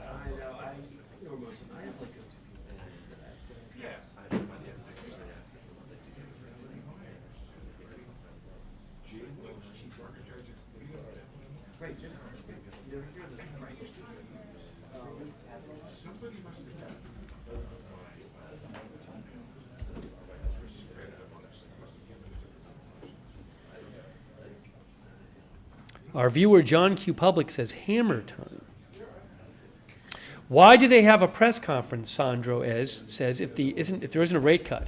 Well, it's not just whether they're cutting rates now. The markets want to know, and people want to know, what kind of chances are there of rate cuts in the coming months or rate raises in the coming months? And that's, people look at this press conference and what the Fed Chair Powell will say as a guide, as a hint about what their thinking is for coming months. So that's why this is so important. And today we have the additional fact that this is the first one of these press conferences since Jerome Powell found out that the Trump administration is criminally investigating him.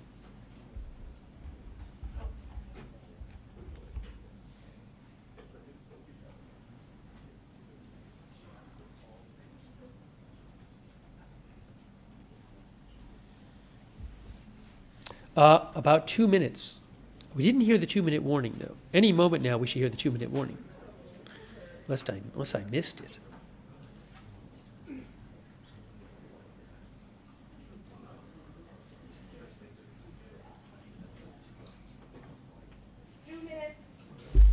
Two-minute warning.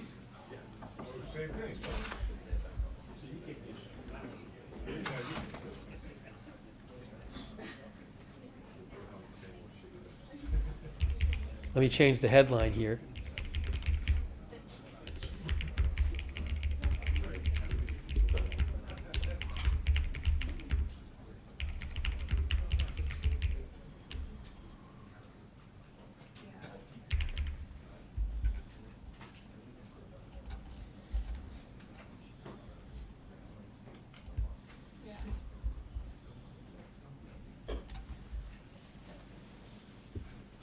Oh my gosh, it's about a minute till it starts. Hey, thank you so much, Joe Miami. Joe says, I voted for Trump, but I disagree with how he has tried to influence the Fed. He has not done enough to lower cost of living, Joe thinks. Forcing lower rates will again create inflation, Joe thinks. Markets need correction. Thank you so much, Joe Miami. Guys, any moment now, in just seconds, Fed Chair Powell will enter.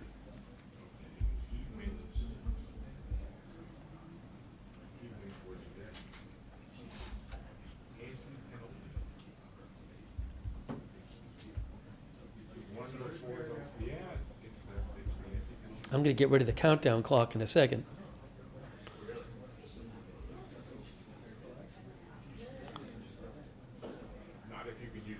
No more countdown clock. Countdown clock going away.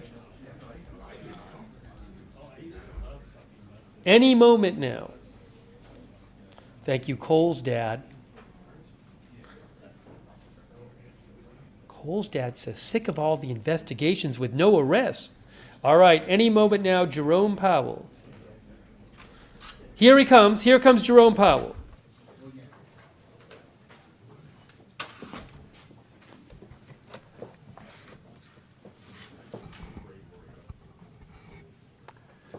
Good afternoon.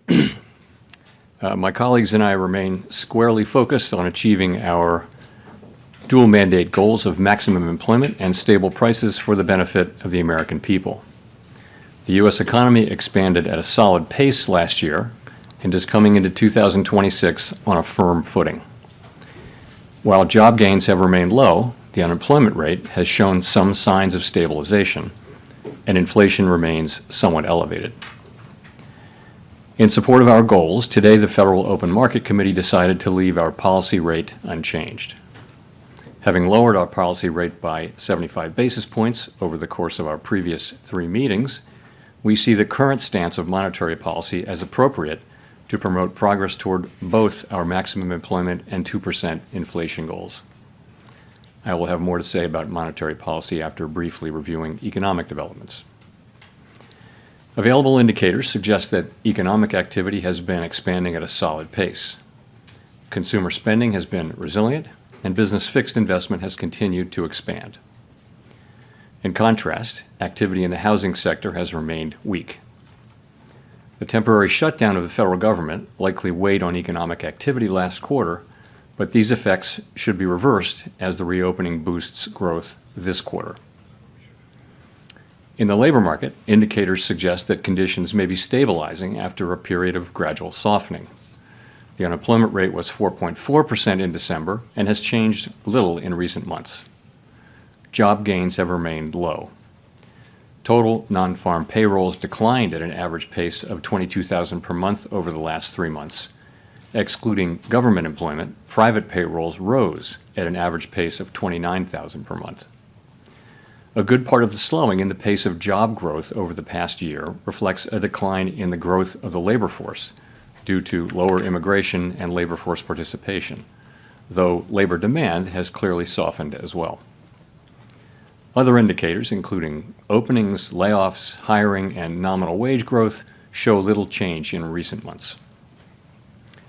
Inflation has eased significantly from its highs in mid-2022, but remains somewhat elevated. Inflation has eased significantly from its highs in mid-2022, but remains somewhat elevated relative to our 2% longer-run goal.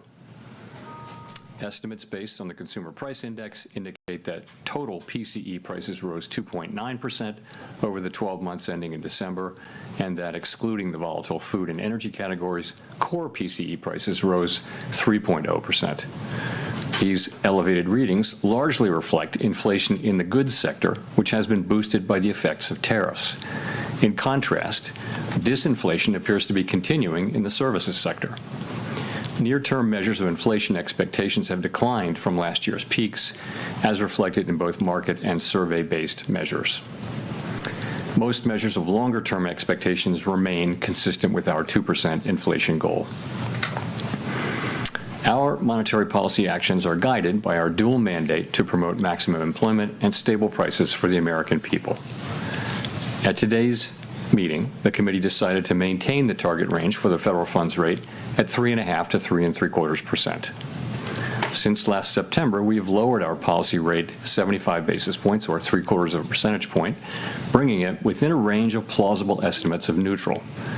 This normalization of our policy stance should help stabilize the labor market while allowing inflation to resume its downward trend toward 2%, once the effects of tariff increases have passed through. We are well positioned to determine the extent and timing of additional adjustments to our policy rate based on the incoming data, the evolving outlook, and the balance of risks. Monetary policy is not on a preset course, and we will make our decisions on a meeting-by-meeting basis. To conclude, the Fed has been assigned 2 goals for monetary policy: maximum employment and stable prices. We remain committed to supporting maximum employment, bringing inflation sustainably to our 2% goal, and keeping longer-term inflation expectations well anchored. Our success in delivering on these goals matters to all Americans. We at the Fed will continue to do our jobs with objectivity, integrity, and a deep commitment to serve the American people. Thank you. I look forward to your questions. Hi, Chris Rugaber at Associated Press. Thank you. I wanted to ask that, you attended the Supreme Court hearing last week on the Lisa Cook case, and Treasury Secretary Scott Bessent criticized that as political. Can you say why you attended and what you would say in response to the Secretary's criticism? So let me start with, I don't respond to comments by other officials, whoever they may be. It's just not appropriate to do that. I will tell you why I attended. I would say that that case is perhaps the most important legal case in the Fed's 113-year history. And as I thought about it, I thought it might be hard to explain why I didn't attend. In addition, Paul Volcker went to a Supreme Court case famously in, I guess, 1985 or so. So it's precedented, and I thought it was an appropriate thing, and I did it. Great. And then just quickly follow on the job market. You mentioned last month that the household survey might be distorted, and you also mentioned the potential for overcounting jobs, which would suggest that we're still in a negative hiring pace. So do you see the drop in the unemployment rate as solid? And what's the basis for saying that things have stabilized? Thank you. So, yeah, really two questions. One is, so we're getting through the distortions in the data from the shutdown. However big they were in November, they're smaller in December. So we're getting to a place where they're no longer material. They're still there, but it's a tweak here and there. The reason why we changed the statement, let me pull it out, was simply, it used to say that judges that downside risks to employment rose in recent months. So we saw, data coming in which suggests some signs of stabilization. I wouldn't go too far with that, but some signs of stabilization. There are also some signs of continued cooling. And so we thought that was no longer an accurate description of the data. In addition, the outlook for economic activity has clearly improved since the last meeting, and that should matter for labor demand and for employment over time. So for those two reasons, we thought we would take that language out of the statement.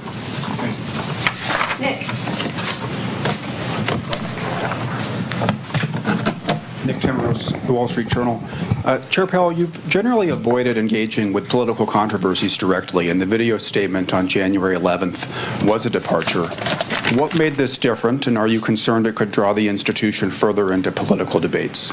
So today I'm simply going to refer you to the statement that I made on January 11. I'm not going to expand on it or repeat it. So I'm just not going to. This is really about the press conference and the economy and what we did today, and some ancillary areas, but I'm not going to be getting into that. Can you say whether the Fed has responded to the subpoenas? I have nothing for you on that today. Mike. Michael McKee from Bloomberg Radio TV. Have you made a decision on whether you would remain as a governor of the Federal Reserve? And if so, would you tell us what it is? And if not, when might we anticipate a decision? No, and I really, once again, have nothing for you on that today. That either. Why would you want to leave it all under the circumstances? Again, I don't want to get into this. It's not something I'm. There's a time and place for these questions, but not something I'm going to be getting into today. Thank you. Thank you. Claire Jones, Financial Times. Thanks a lot for taking my questions. In another one that might, lead to a similar answer. We've seen quite big movements in the dollar over recent days. What do you think is driving the US currency lower? And have you been at all concerned just by the extent of the volatility we've seen this week? Thank you. So, Claire, as you probably know, we don't comment on the dollar. Really, the administration, especially the Treasury Department, has the job of oversight over the currency and exchange rates and all that. We don't comment on that. It's not our role. So I have nothing for you. But, what's your view on the market movements? What do you think behind them? Is it asset managers diversifying? Is it? Yeah, I just don't. We don't talk about the dollar. We don't talk about what moves it around. It's just not appropriate for us to do so. Really, the Treasury Department has that. It's their role, their bailiwick, and we stay off it. We do monetary policy and some other things, but we don't comment on the dollar. Sorry. Neil. Hi, Chair Powell. Neil Irwin with Axios. Obviously, no SEP in this meeting, but in light of the slight firming up of the language around growth in the labor market in the statement, should we assume that the timeline for any further rate cuts is pushed back compared to what people might have thought in December? Well, first of all, if you look at the incoming data since the last meeting, clear improvement in the outlook for growth. The data have come in, and sentiment, the Beige Book, everything comes in suggesting that this year starts off on a solid footing for growth. Inflation performed about as expected, and as I mentioned, some of the labor market data came in suggesting, we're evidence of stabilization. So it's overall a stronger forecast, really, if that's your question. I'm not sure I answered your question. But in terms of timing or pacing of any additional easing? So we haven't made, what we'd say about this was that after this meeting, after the 3 recent rate cuts, we're well positioned to address the risks that we face on both sides of our dual mandate, and we'll continue to make our decisions meeting by meeting based on the incoming data, the implications for and the outlook and the balance of risks. Haven't made any decisions about future meetings, but the economy is growing at a solid pace. The unemployment rate has been broadly stable, and inflation remains somewhat elevated. So we'll be looking to our goal variables and letting the data light the way for us. Steve. Steve Leisman, CNBC, and sticking with questions you might answer. Thank you. You had previously, I believe, described the current policy rate being at the higher end of neutral. And if you look at the longer run, the SEP and the longer run rate, 16 of 19 officials are actually below there on their long run. Is the Fed still in a process of bringing it down towards a middle range of neutral? And what would it take to get there? So the count I did was that 4 of the 19 were at or above that. Maybe I missed by 1, but I thought it was 4. And if you look at the dealer survey, it was 10 out of 58 where we're at or above. So you're right. It's the higher end of the range. What we say is it's within the range of plausible estimates. This is the higher end of that range. But so for some people they think it's neutral. I think, and many of my colleagues think, it's hard to look at the incoming data and say that policy's significantly restrictive at this time. It may be sort of loosely neutral, or it may be somewhat restrictive. It's in the eye of the beholder, and of course no one knows with any precision. So is that, you had a follow-up? I get what you're saying, but some officials have described the Fed being in a mode of bringing it down eventually over time. Are you still in that mode, or is this a place to hang out? Yeah, no, I would say if you look at the SEP from December, most people had additional normalization. But at the same time, we've done a lot of the process of normalizing. A good piece of it is done with 75 basis points, and before that, 100. It's 175 basis points we've cut since we began cutting in September of 2024. So you've moved now to, Fed funds is running just a little below 3.65%. So you've moved a good way, and we think we're well positioned here to watch how the economy performs, look at the data. We're not making decisions about future meetings, but we do think we're well positioned after those 3 cuts to let the data speak to us. Amira. Thank you, Chair Powell. Mara Mokway from Bloomberg News. To what extent did the committee discuss the possibility of cutting at this meeting or in March? And how are you all thinking about the conditions that would merit another rate cut? Is there broad agreement on the committee about what it would take? So there was broad support on the committee for holding today. Broad, I would say, including among non-voters.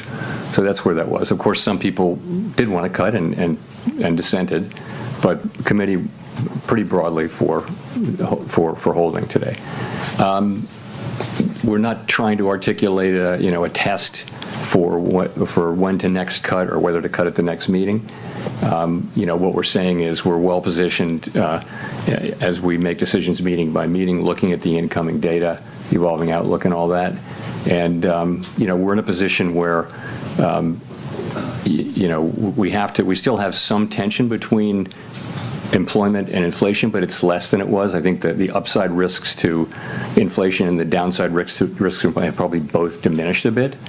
So, we'll be looking at that. It's about how you weigh the risks to the two goals and how big those, and quantify them. And so there are different views on the committee, and, we'll find our way forward as the data evolve.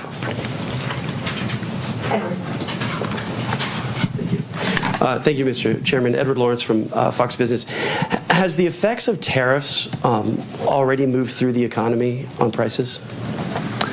A lot of it has. So basically, there are many different estimates, and they're all highly uncertain. But most of the overrun in goods prices is from tariffs. And that's actually good news, because if it weren't from tariffs, it might mean it's from demand, and that's a harder problem to solve. We do think tariffs are likely to move through and be a one-time price increase. So most of the overshoot, if you were to take that out, inflation, core PCE inflation is running just a bit above 2%, ex the effects of tariffs on goods.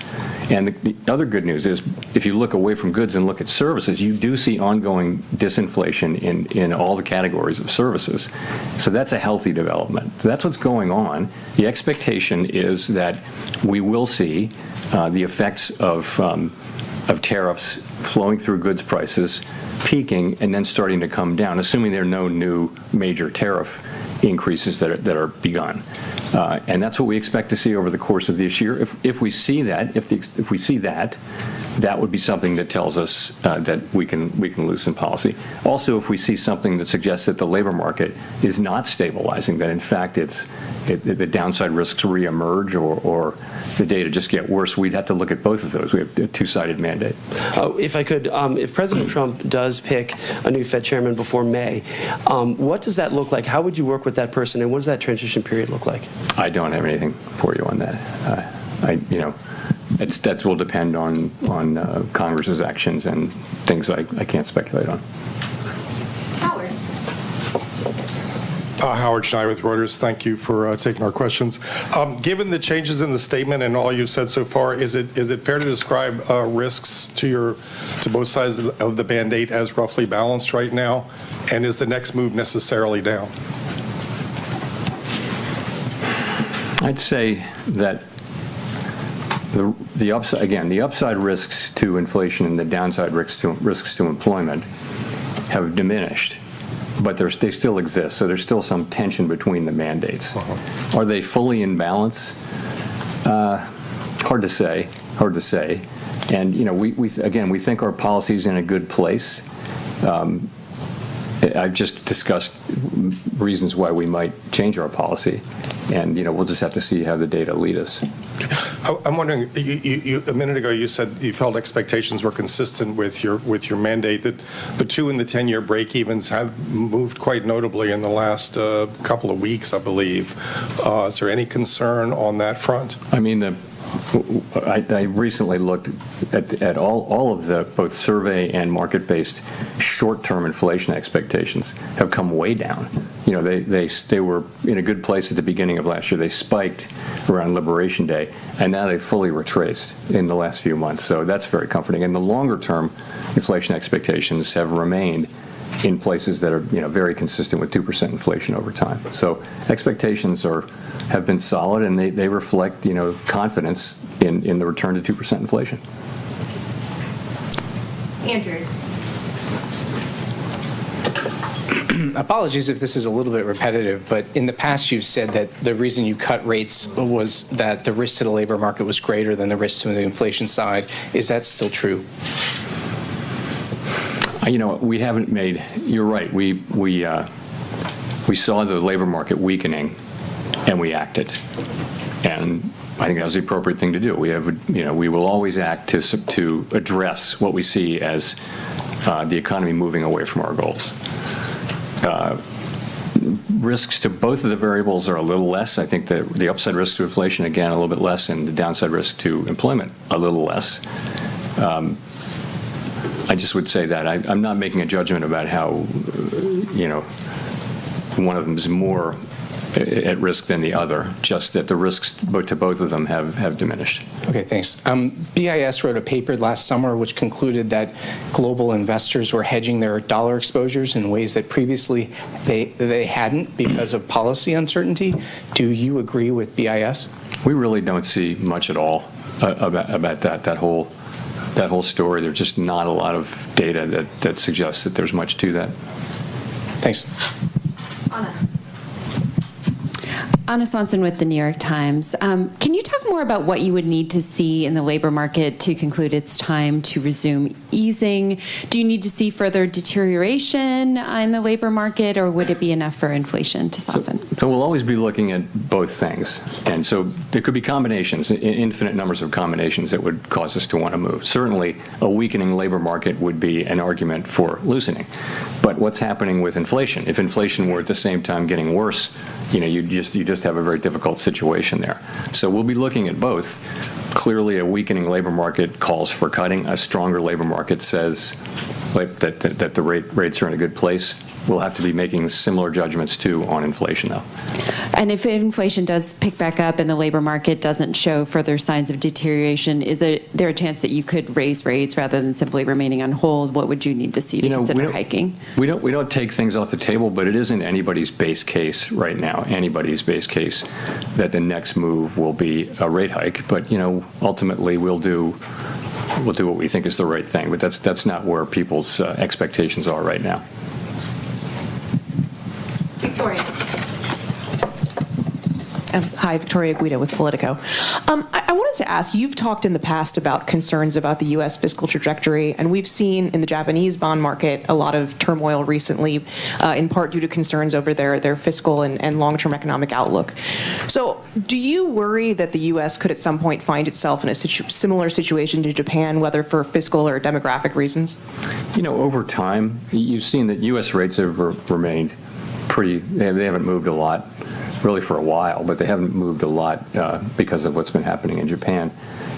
So it's more of an over time thing. The U.S. federal budget deficit is, uncontroversially on an unsustainable path. The level of debt is not unsustainable. It's very much sustainable, but the path is unsustainable.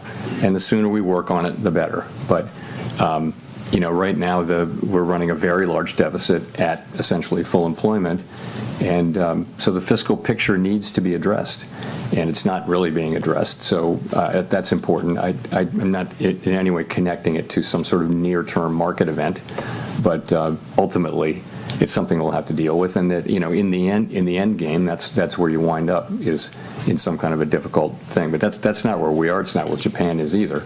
But it's certainly not where we are right now. Does it reduce the effect of your rate cuts that longer-term rates have overall not really budged that much? I wouldn't say that. The thing is, technically, higher longer-term rates means less accommodative financial conditions. But remember, many things move longer-term rates. It's not mostly what happens on the short end. There can be effects of longer-term rates from our moving our policy around, but it's much more assessments of the fiscal path and fiscal policies and risks and things like that move the 10-year around. You can look back at and find periods where we've been very actively moving the policy rate over the course of a year, and over the course of that year, the 10-year is exactly where it started. So there's not a tight link between 10-year rates and the overnight rate. Elizabeth. Thanks so much, Elizabeth Schulze with ABC News. Republican Senator Tom Tillis, who sits on the Senate Banking Committee, said he will block any Fed nominee, including the chair, until this investigation into you is resolved. Do you support this move by the senator, and what conversations have you had with the senator? I've got nothing for you on that. More broadly, what would happen to American households if the Federal Reserve loses its ability to operate independent from politics? So really, the point of independence is not to protect policymakers or anything like that. It just is that every advanced economy democracy in the world has come around to this common practice. It's just an institutional arrangement that has served the people well, and that is to have a separation between to not have direct elected official control over the setting of monetary policy. And the reason is that monetary policy can be used, through an election cycle to affect the economy in a way that will be politically worthwhile. So this isn't, I'm not talking about the U.S. context, this is every advanced economy democracy of any size. So it's a good practice. It's pretty much everywhere among countries that look at all like the United States. And I think if you lose that, it's, first of all, it would be hard to restore the credibility of the institution if people lose their faith that we're making decisions, only on the basis of our assessment of what's best for everyone, for the wide public, rather than trying to benefit one group or another. If you lose that, it's going to be hard to retain it. And we haven't lost it. I don't believe we will. I certainly hope we won't. But it's very important, and the reason it's important is that it's enabled central banks generally not to be perfect, but to serve the public well. You're confident it can maintain that independence at this point? Yes. I mean, I'm strongly committed to that, and so are my colleagues. Archie. Thanks. Archie Hall from The Economist. On that sort of stabilization of the labor market question, how much do you see the weakening we saw over the past 6 months, year, as a kind of data mirage around immigration and the government shutdown and so on that's now resolved? Or how much have we seen a kind of real underlying firming up in the state of the labor market, do you think? Well, part of it is, to your point, part of it just is that labor supply, growth in labor supply has come to essentially a halt from a fairly fast clip of growth over the last couple of years, driven by immigration, and then the halt being driven by a very sudden stop in immigration. So many outcomes were possible with that. Supply came way down. It turns out that demand for labor also came down a very similar amount, maybe just a little bit more, which is why the unemployment rate has gone up. So I don't know whether that's a coincidence or not, but that's what's happened with that part. But if you look at other things, like, for example, just to pick a couple, the Conference Board's measure of job availability that came out, I don't know, was it yesterday or today? But, it shows, it's a survey showing that workers feel like job availability it's a very low reading. It's just one reading, but it's an indication of softening. People, part-time for economic reasons, which is a category within the broader U6 category measure, has moved up significantly. So there are lots of, and I could go on and on, there are lots of little places that suggest that the labor market has softened. But you're right, part of payroll job softening is that both the supply and demand for labor has come down. Growth in those two have come down. So that makes it a difficult time to read the labor market. So imagine they both came down a lot to the point where there is no job growth. Is that full employment? In a sense, it is. If demand and supply are in balance, that you could say that's full employment. At the same time, do we really feel like that's a maximum employment economy? It's very challenging and quite unusual situation. Thanks. And one more on growth and the kind of strong growth outlook, your strengthening growth outlook you're now seeing. How much of that is the fiscal stimulus we're seeing from the beautiful bill, the tax cuts, and all of that? So you're seeing it already. You don't have much of the fiscal. I think the outlook, you're right. It's financial conditions and it's fiscal policy for 26. But you've got strong consumption that's been happening before financial conditions have been supportive, but before the fiscal effects really are shown. So essentially the economy has once again surprised us with its strength, not for the first time. Consumer spending, although it's uneven across income categories, but consumer spending overall numbers are good, and we're benefiting from the AI build out of data centers. That's another thing we're benefiting from. But the economy overall, the growth is on a solid footing. It looks like, and it's not just those things. It's just the consumer is filling out surveys that sound really negative and then spending. So there's been a disconnect for some time between downbeat surveys and reasonably good spending data. Thanks, Chair Powell. Christine Romans from NBC News. You talked about how consumer spending is uneven. The president calls inflation defeated and solved. The FOMC says it's a somewhat elevated inflation. But you talked about those customer survey or those consumer sentiment surveys and public opinion polls that show that most families say the cost of living is still issue number one. What is the conversation around the table with your colleagues about how wealthier consumers seem to be driving so much of the economy and why so many families still feel like they just can't make ends meet after 5 years of rising prices? What is that discussion like? So a couple things. One, there's something to it in that we know that higher income households that tend to own real estate and tend to own stocks, securities, and those assets have been going up in value, and increases in wealth do support spending over time. So, and that's clearly a part of the story. We also know that for some time now, for a year or more, we've been hearing from retailers, for example, that serve lower income customers, whether it be food or the big box stores or anything. They're saying the same thing, which is our consumers are looking to economize. They're trading down from brands, and they're buying less, and it's changing their buying habits and that kind of thing. So we're seeing that, and that is a reality of what we're seeing. They're still consuming, but they're feeling it in a different way. I would say more broadly on affordability, we have a vast network through the reserve banks and also through the Board of Governors where we talk to small and large businesses and households, and so we do hear a lot about affordability, and we take that very seriously, and we take it to heart because one of our jobs is price stability, and so the best thing we can do for people who are feeling that squeeze is to keep inflation under control and, frankly, to finish the job of getting inflation back down to 2%. You mentioned the AI build-out as being a positive for economic growth this year. I wonder, as you look at the weakest year last year for job creation of a non-recession year since like 2003, are you concerned about AI maybe supplanting more entry-level work and entry-level jobs, and how does that play into what you're watching about the labor market? So everyone, of course, is watching AI and the deployment and, trying to understand exactly what's happening. And there's a wide range of possibilities. It's hard to say. And of course, anyone who uses it is amazed at what it can accomplish, right?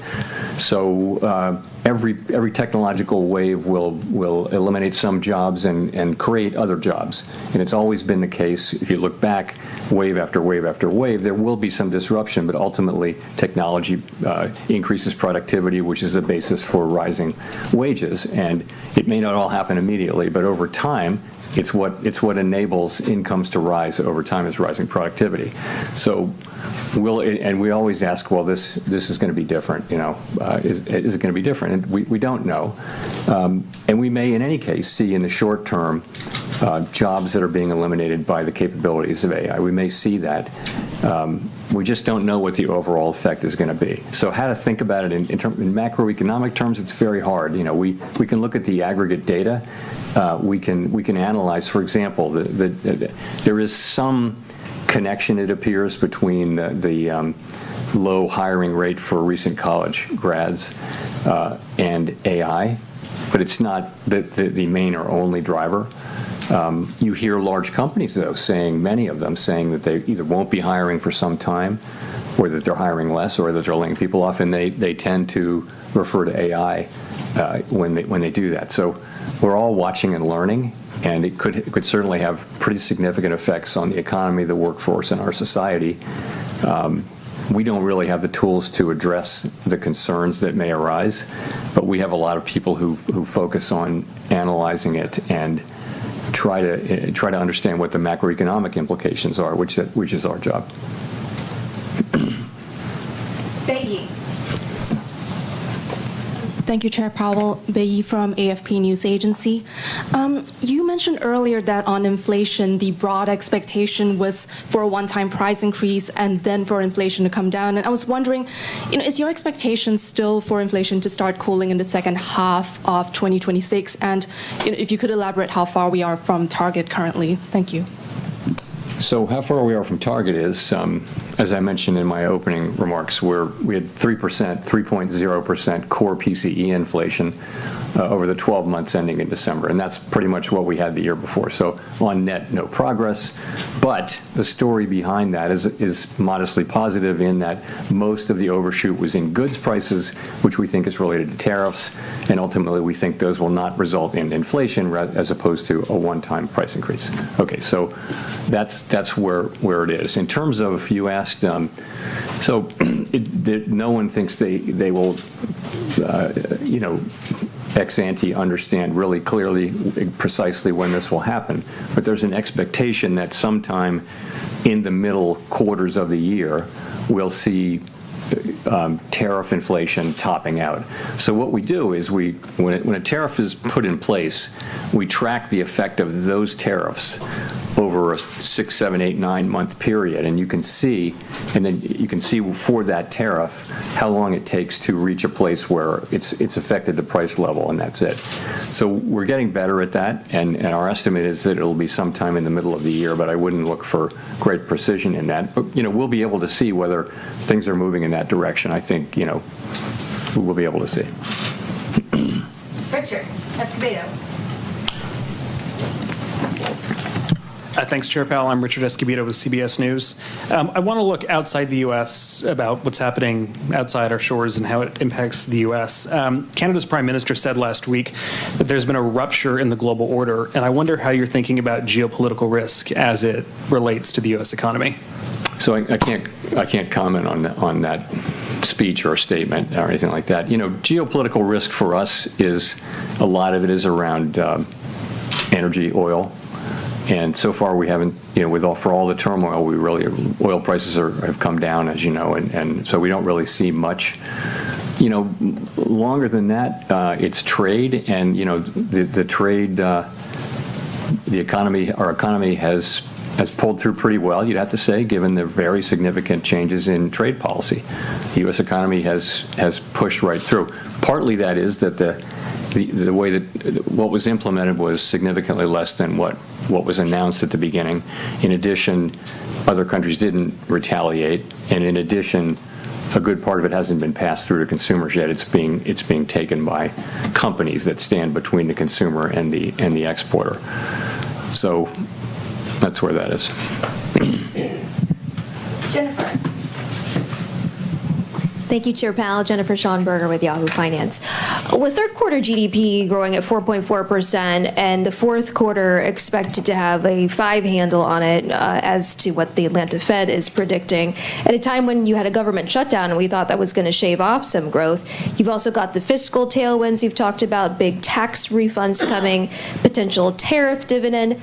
How could you cut rates and not spur inflation in that environment? Well, we didn't cut rates today, but it depends on how fast potential output is growing, right? I'm just asking in principle. I'm not saying this is what's happening, but there's growth and there's how fast the potential is growing, and at a time of high productivity growth, potential output is rising. So it really matters whether potential output is growing as fast as actual output, and it would matter over time. The numbers you cite were for quarters, and quarterly GDP is, you need to look at 12 months because quarterly GDP can be very lumpy. GDP was negative in the first quarter last year. So the overall, over the year, the numbers were nothing like that. It was more in the mid-2s for the year.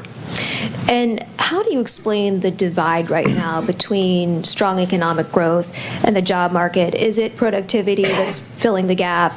And is productivity being driven by AI at this point? So there has been, you're right, there has been a divide of solid growth, but what looked like a weakening labor market. And that can be explained by rising productivity. But I would say we do see signs of certainly of the unemployment rate stabilizing. So it may be we're seeing the beginning of the resolution of those two things. Also, as you probably know, the lore is that when GDP and the labor market get into an argument, in the end, labor market data is more reliable. GDP data is just very hard to collect and understand, but nonetheless, I think we may be seeing that tension resolving a little bit. Too soon to say with any confidence, though. Matt Egan. Matt Egan with CNN. Chair Powell, after today, you have 2 meetings left as Fed Chair. You've obviously experienced a lot during your time as Fed Chair, served under multiple presidents. I'm wondering what advice you have for whoever your successor might be. Honestly, I'd say a couple of things. One is stay out of elected politics. Don't get pulled into elected politics. Don't do it. And that's another thing. Well, another is that, our window into democratic accountability is Congress. And it's not a passive burden for us to go to Congress and talk to people. It's an affirmative, regular obligation. If you want democratic legitimacy, you earn it by your interactions with our elected overseers. And so it's something you need to work hard at, and I have worked hard at it. So, and the last thing is, it's easy to criticize government institutions so many ways. I will tell whoever it is, you're about to meet the most qualified group of people you not only have ever worked with, you will ever work with. And when you meet Fed staff, and not everybody's perfect, but there isn't a better cadre of professionals more dedicated to the public well-being than work at the Fed. Thanks for that answer. If I may follow up, as I'm sure you've noticed, gold and silver prices have experienced historic gains of late. And I'm wondering how much attention, if any, you pay to those moves and what message you may take from these significant price increases we've seen for precious metals. Don't take much message macroeconomically. The argument can be made that we're losing credibility or something. It's simply not the case. If you look at where inflation expectations are, our credibility is right where it needs to be. So we look at those things. We don't get spun up over particular asset price changes, although we do monitor them, of course. Nicole, for the last question. Hi, Nicole Goodkind-Barron's. Some prominent critics have charged that the Fed's economic models are somewhat backward-looking, but should be more forward-looking, incorporating things like productivity increases from AI. How do you incorporate current and future developments into your analysis and decision-making, and do you have an answer to those critics? Yeah, so by and large, those criticisms, as somebody on the inside, they just don't make sense, and I'll tell you why. Every FOMC participant writes down a forecast every quarter, right? The summary of economic projections, and that's the basis for how we think about the economy. So, and the other thing is, what an economic model can do is it can grind up all the data for the last number of years, 50 years, let's say, and it can identify what are the relationships between variables A, B, C, D, and all that kind of thing. And it can tell you if you change one of those variables, this is what should happen in the macroeconomy. That's just the way it works. However, the structure of the macroeconomy is constantly changing. For example, we hadn't had a pandemic in 100 years.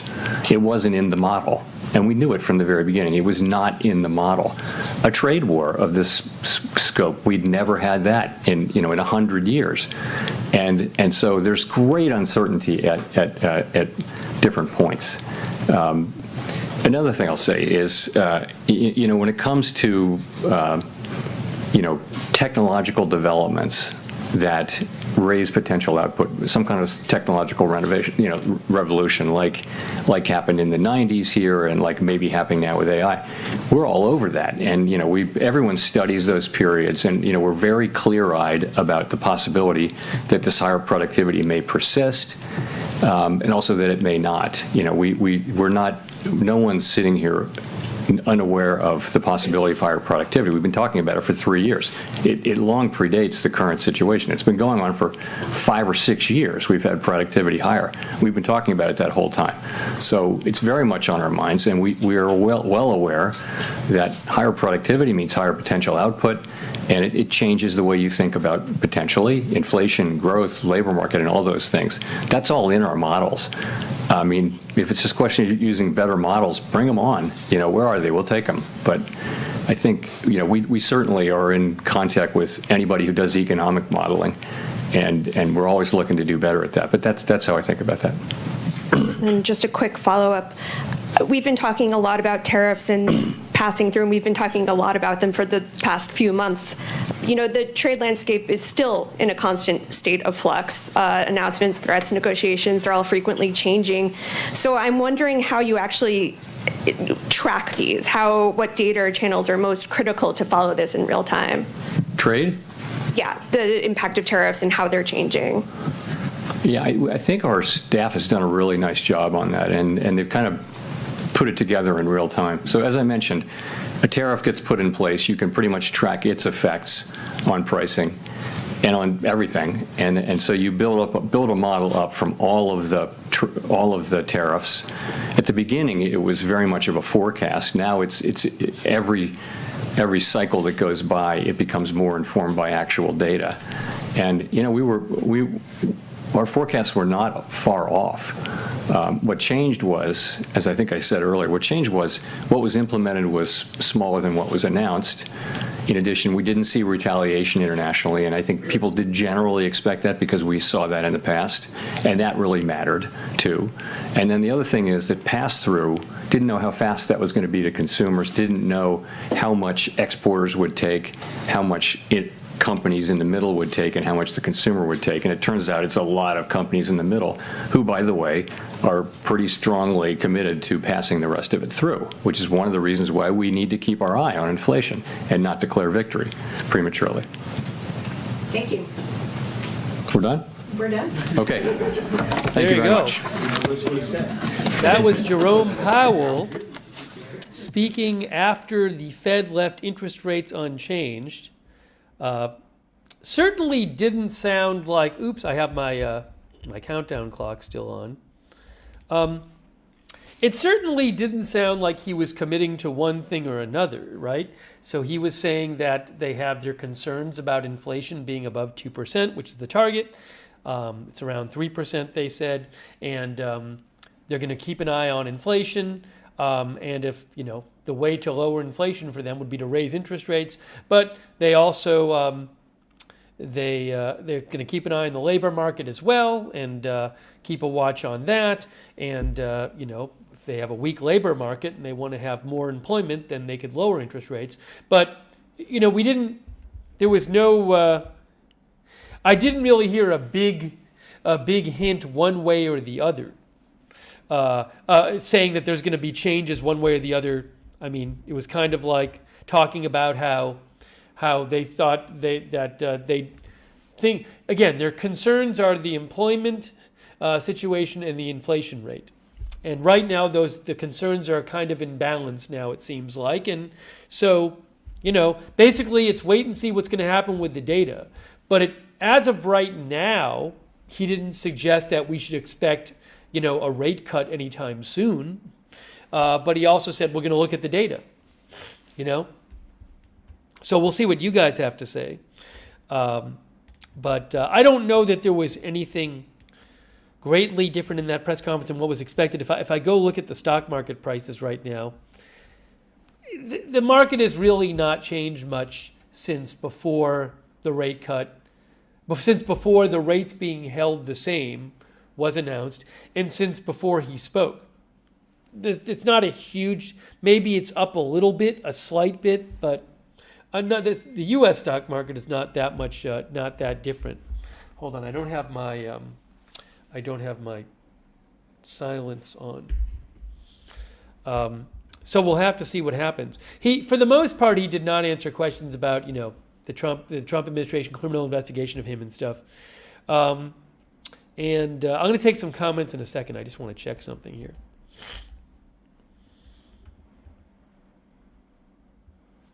AZ Intel said there's a jet carrying 15 people that went missing near the Colombia-Venezuela border. That's what AZ Intel, who I follow, said. So I'll keep an eye on that as well.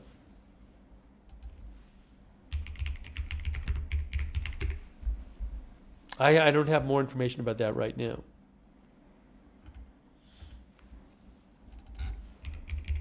That's what AZ Intel is saying. I have no information more about that. Thank you. Oh, Al Arabiya English posted it. Al Arabiya English said, commercial jet carrying 15 people has gone missing near Colombia's border with Venezuela.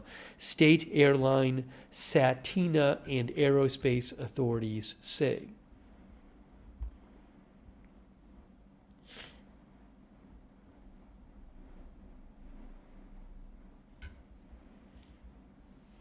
And then journalist Alfie Panels said that there were 19 people on board this plane.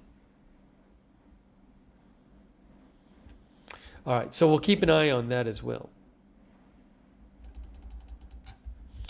What did you think of Jerome Powell's news conference? Gary Baines says, hopefully Trump posts about the press conference. When I last checked, Trump had not posted about the fact that the Fed did not lower interest rates and did not post about the press conference. I see no comment from Trump yet. I'm sure he would like interest rates to be lowered and not held the same. Ex-Hulgen Marizi said gold going up. Is that like in the last hour or two or just in general? It's been going up lately.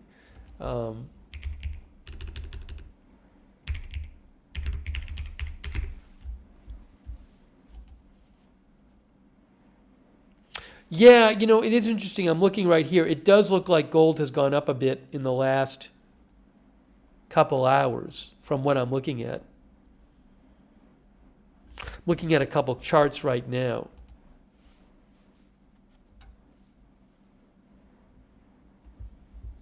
Hold on a second here.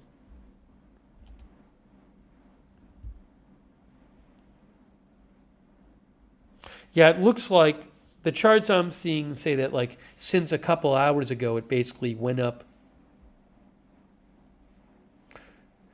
from like 52.75 to like 53.30 or something. Record highs for gold over for 5,300 an ounce that I'm seeing.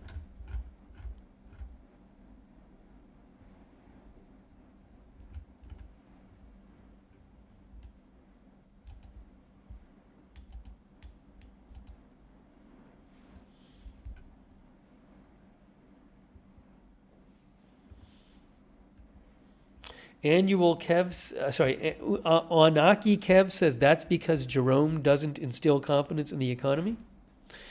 Mr. says it's a significant move for gold. Hey, by the way, thanks to Orrin Quake for the membership. I appreciate that. Thanks, William McGore, for being a member. Thank you. Thanks, Hebrew Jerusalem Prince, who says in December 2024, the labor market added 256,000 jobs. In December 25, only 50,000 jobs were added. A horrible performance. Thanks, Hebrew Jerusalem Prince. Something for your support. Something that Powell said is he pointed out that, so while he says that the labor supply has gone down since in Trump's second term because, immigration, right? There's way fewer people coming into the country. And that would increase labor supply, people looking for jobs. So he says, like, a question they look at is, well, if you have like a unemployment rate that's lower, but the amount of people working for work is lower, does that count as full employment? It's an interesting question. So, but it makes it a bit difficult to compare the labor market. He said that makes it difficult to assess the health of the labor market because the unemployment rate isn't just depending on hiring. It depends on how many people are looking for work, and there's fewer people looking for work now, which I thought was interesting.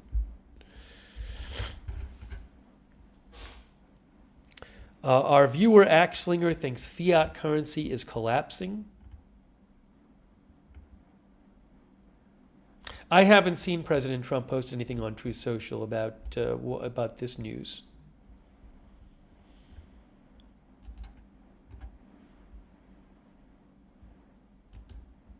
And I'm just checking some other things people have sent me.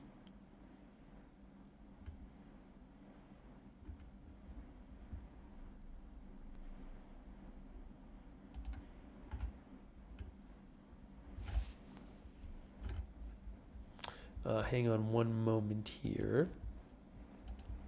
And, certainly today I'll be keeping an eye on other stories, and if there's other big news that emerges, that I can always do another stream today to cover other big news. I'm going to mention something in a second.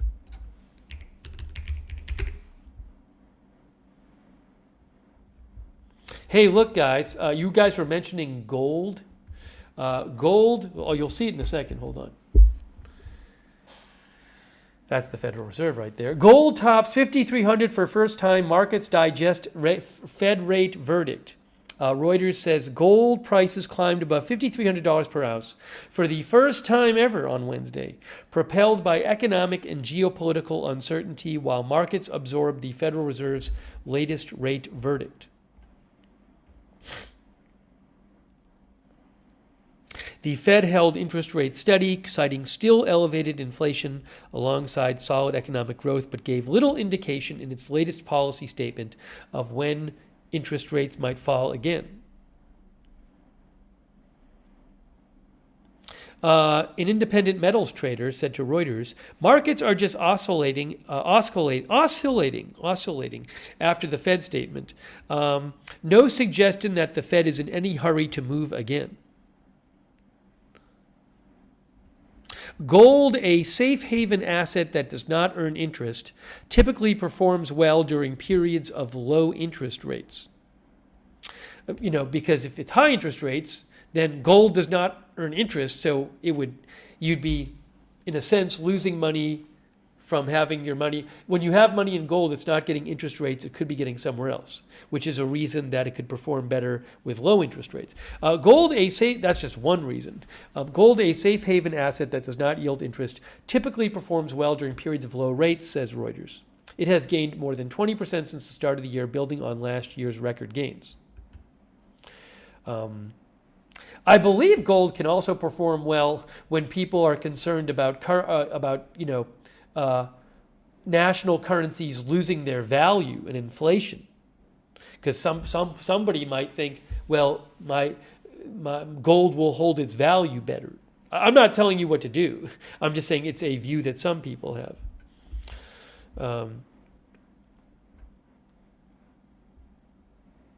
Reuters says crypto group Tether plans to allocate 10 to 15% of its investment portfolio to physical gold, its CEO said. Anyways, a little bit of an update on gold right there. American Patriot said they made money off their silver purchase. Wotan the Scourge says gold looks like it's trying to fight its way to 5,400 today. Thanks, Berenico, for being a member. Eric Granlund says silver has gone up in 2026 so far, continuing a longer trend upwards. I believe silver is around record highs too. Am I correct? I'd have to look it up.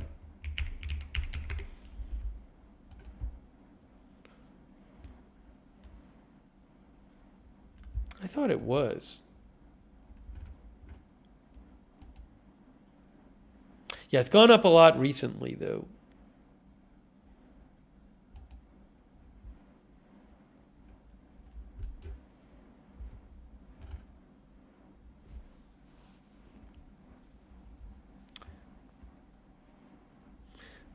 Let's see here.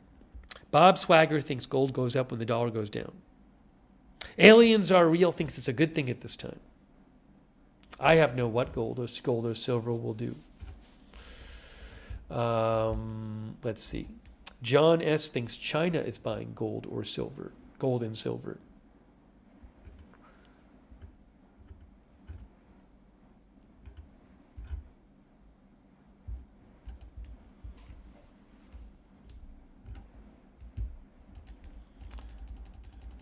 What do I think about Meta's earnings? That's beyond my purview. I'm not an expert on that stuff.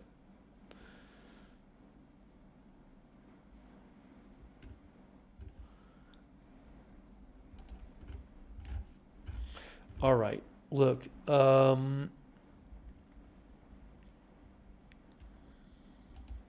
Yeah, by the way, AZ Intel posted something from the airline Satina that confirms Columbia State Airline of the country Colombia. They said there was a plane that's missing, a smaller plane. Looks like a prop plane. They said it's a Beechcraft plane that was transporting 13 passengers and 2 crew members. That's not good.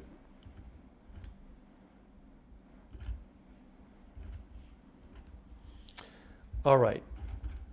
Well, we'll have to see, remember, Jerome Powell, his term is up in May. President Trump is soon expected to announce a replacement for Jerome Powell.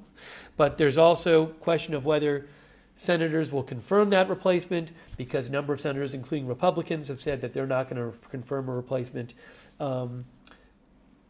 Given the current Trump administration criminal investigation into Jerome Powell. There's also the whole Lisa Cook thing, which we didn't even talk about, which is a Supreme Court case on, I believe, centering around Trump's attempt to remove one of the current Fed board members.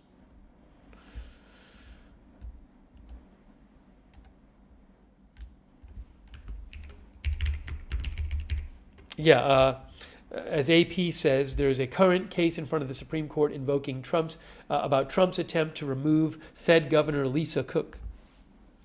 In Wednesday, during oral arguments, the court seemed inclined to keep Cook in her job.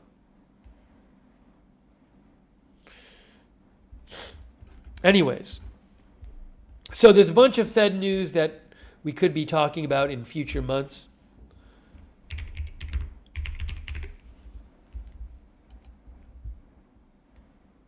One of our viewers said, gold price going crazy.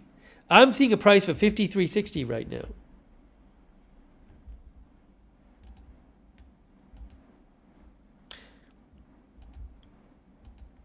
I'm looking at a chart that says 2 years ago gold price was $2,000 and now it's $53.60. Mexican Dan says $53.60 is crazy, bro.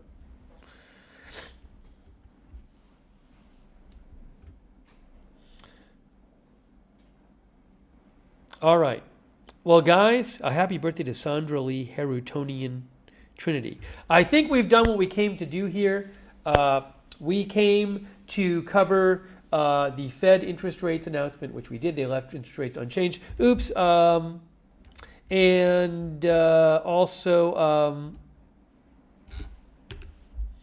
We came to cover what Jerome Powell would have to say, which we did. You can rewind if you want to watch the press conference. And I will keep an eye. There's other stories going on today. I don't really want to get into them in depth right now. Keeping an eye on this story, which is that FBI searches Atlanta election office chasing 2020 vote fraud claims. The FBI searched an election office in Georgia's Fulton County outside Atlanta today, pursuing Donald Trump's, they say, false claims that his 2020 election defeat was a result of widespread voting fraud. That's from Reuters. And the FBI said in a brief emailed statement that its agents executed a warrant at the Fulton County Election Hub and Operations Center in Union City, a large warehouse-like facility opened by Georgia officials in 2023, and called it court-authorized law enforcement activity. A law enforcement official told Reuters FBI agents were looking to seize computers and ballots they believed were held at the facility as part of an investigation into possible election interference. The search was conducted a week after Trump reiterated during comments in Davos, Switzerland, his long-standing claim that 2020 voting was a rigged election. Anyways, so I have no idea what's going to come out of that. But we'll keep an eye on that. and keeping an eye on things in Minneapolis as well. But for now, I think we're going to start wrapping up this live stream. If there's big news later today, we can come on the air and do another stream about it, or tonight. Okay? So I really appreciate people being here for our live stream today. Thanks so much for watching the stream. Oh, thanks, by the way, Ground Beef for subscribing over there on Twitch. I missed that before. And Neko Jita for subscribing on Twitch. So, again, I'll keep an eye on things. If there's big news, I'll come back on the air. And I really appreciate people tuning in. A lot of people in the chat today. Glad we could read some of your comments on the air. And thanks for messaging me with updates and posting in the chat. Hey, subscribe, follow the channel Agenda Free TV. We cover all kinds of live breaking news without an agenda. Agenda Free TV. And I will post news updates when I'm not on the air on my X account. My X account is @Lookner on X. You can follow me over there, @Lookner. And I would suggest turn on the notifications. We have our own notification system, works great. I don't know when big news is going to happen. I'm going to rush on the air, so I can't give you a schedule in advance. But if you don't want to miss a stream, if you want to get a notification whenever we go live, it's free. Sign up for the free notifications. The mods will post a link to those notifications in the chat to sign up. You can also find the link on YouTube and Facebook in the description for this broadcast. Huge thanks to our moderators. Thank you so much, mods. So much appreciate you guys being. Sorry, thanks for putting up for everybody for putting up with my stuffy nose again. Thanks so much to our moderators, Ruth, Beth Mythical, Janet B over there on YouTube. Huge thanks, Roberts May Queen. Our mods are the reason we can even have chat rooms.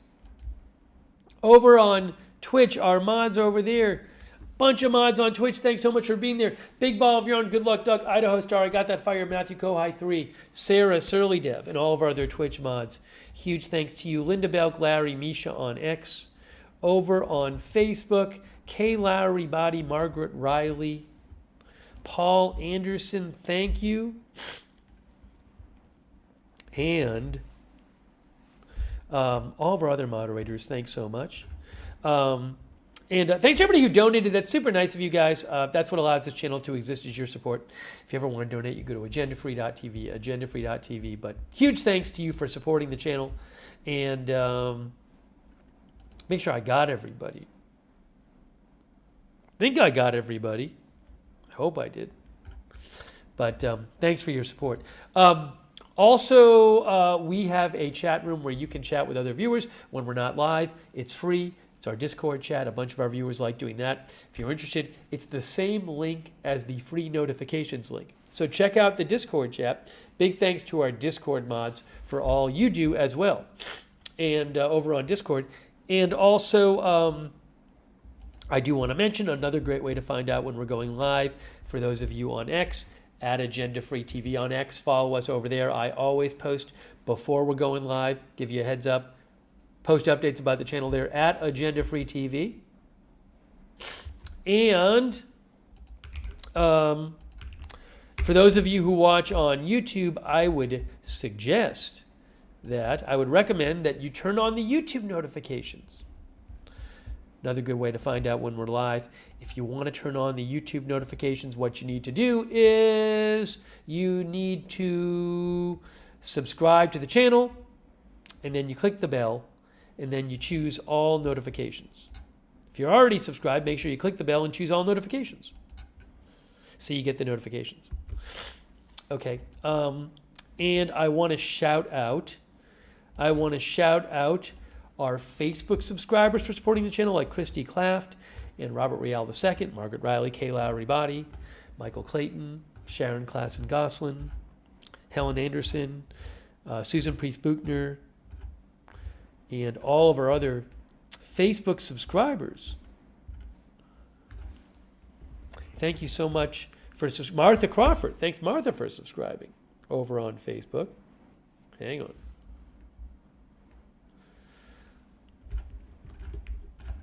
And all of our subscribers over there, thank you.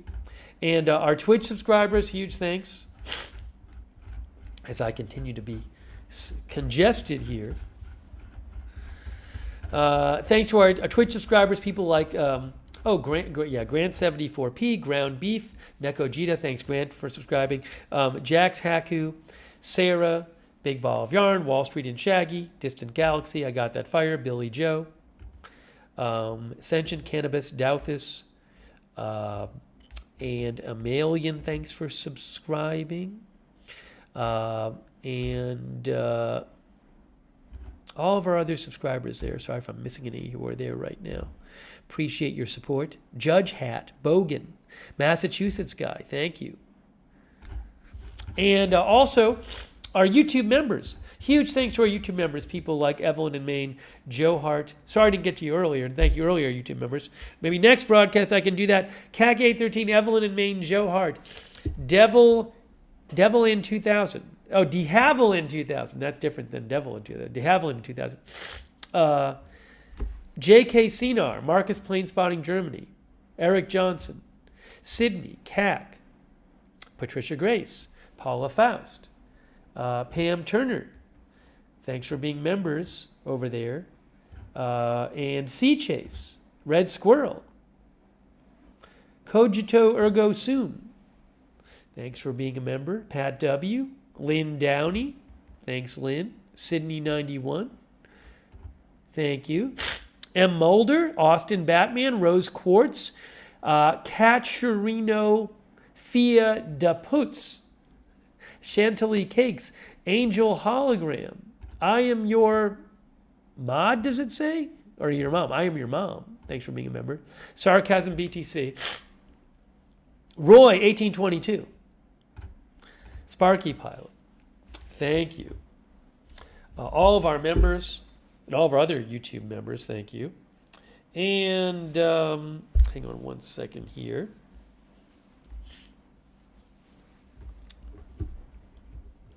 Also, excuse me while real quick.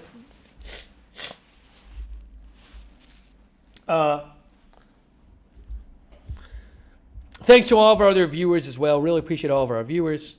Fred Witherow. I have some medicine. I may take it later, but I'm trying to not take too much. I feel good otherwise, but except for my nose being stuffed up. Thanks, Fred, for watching.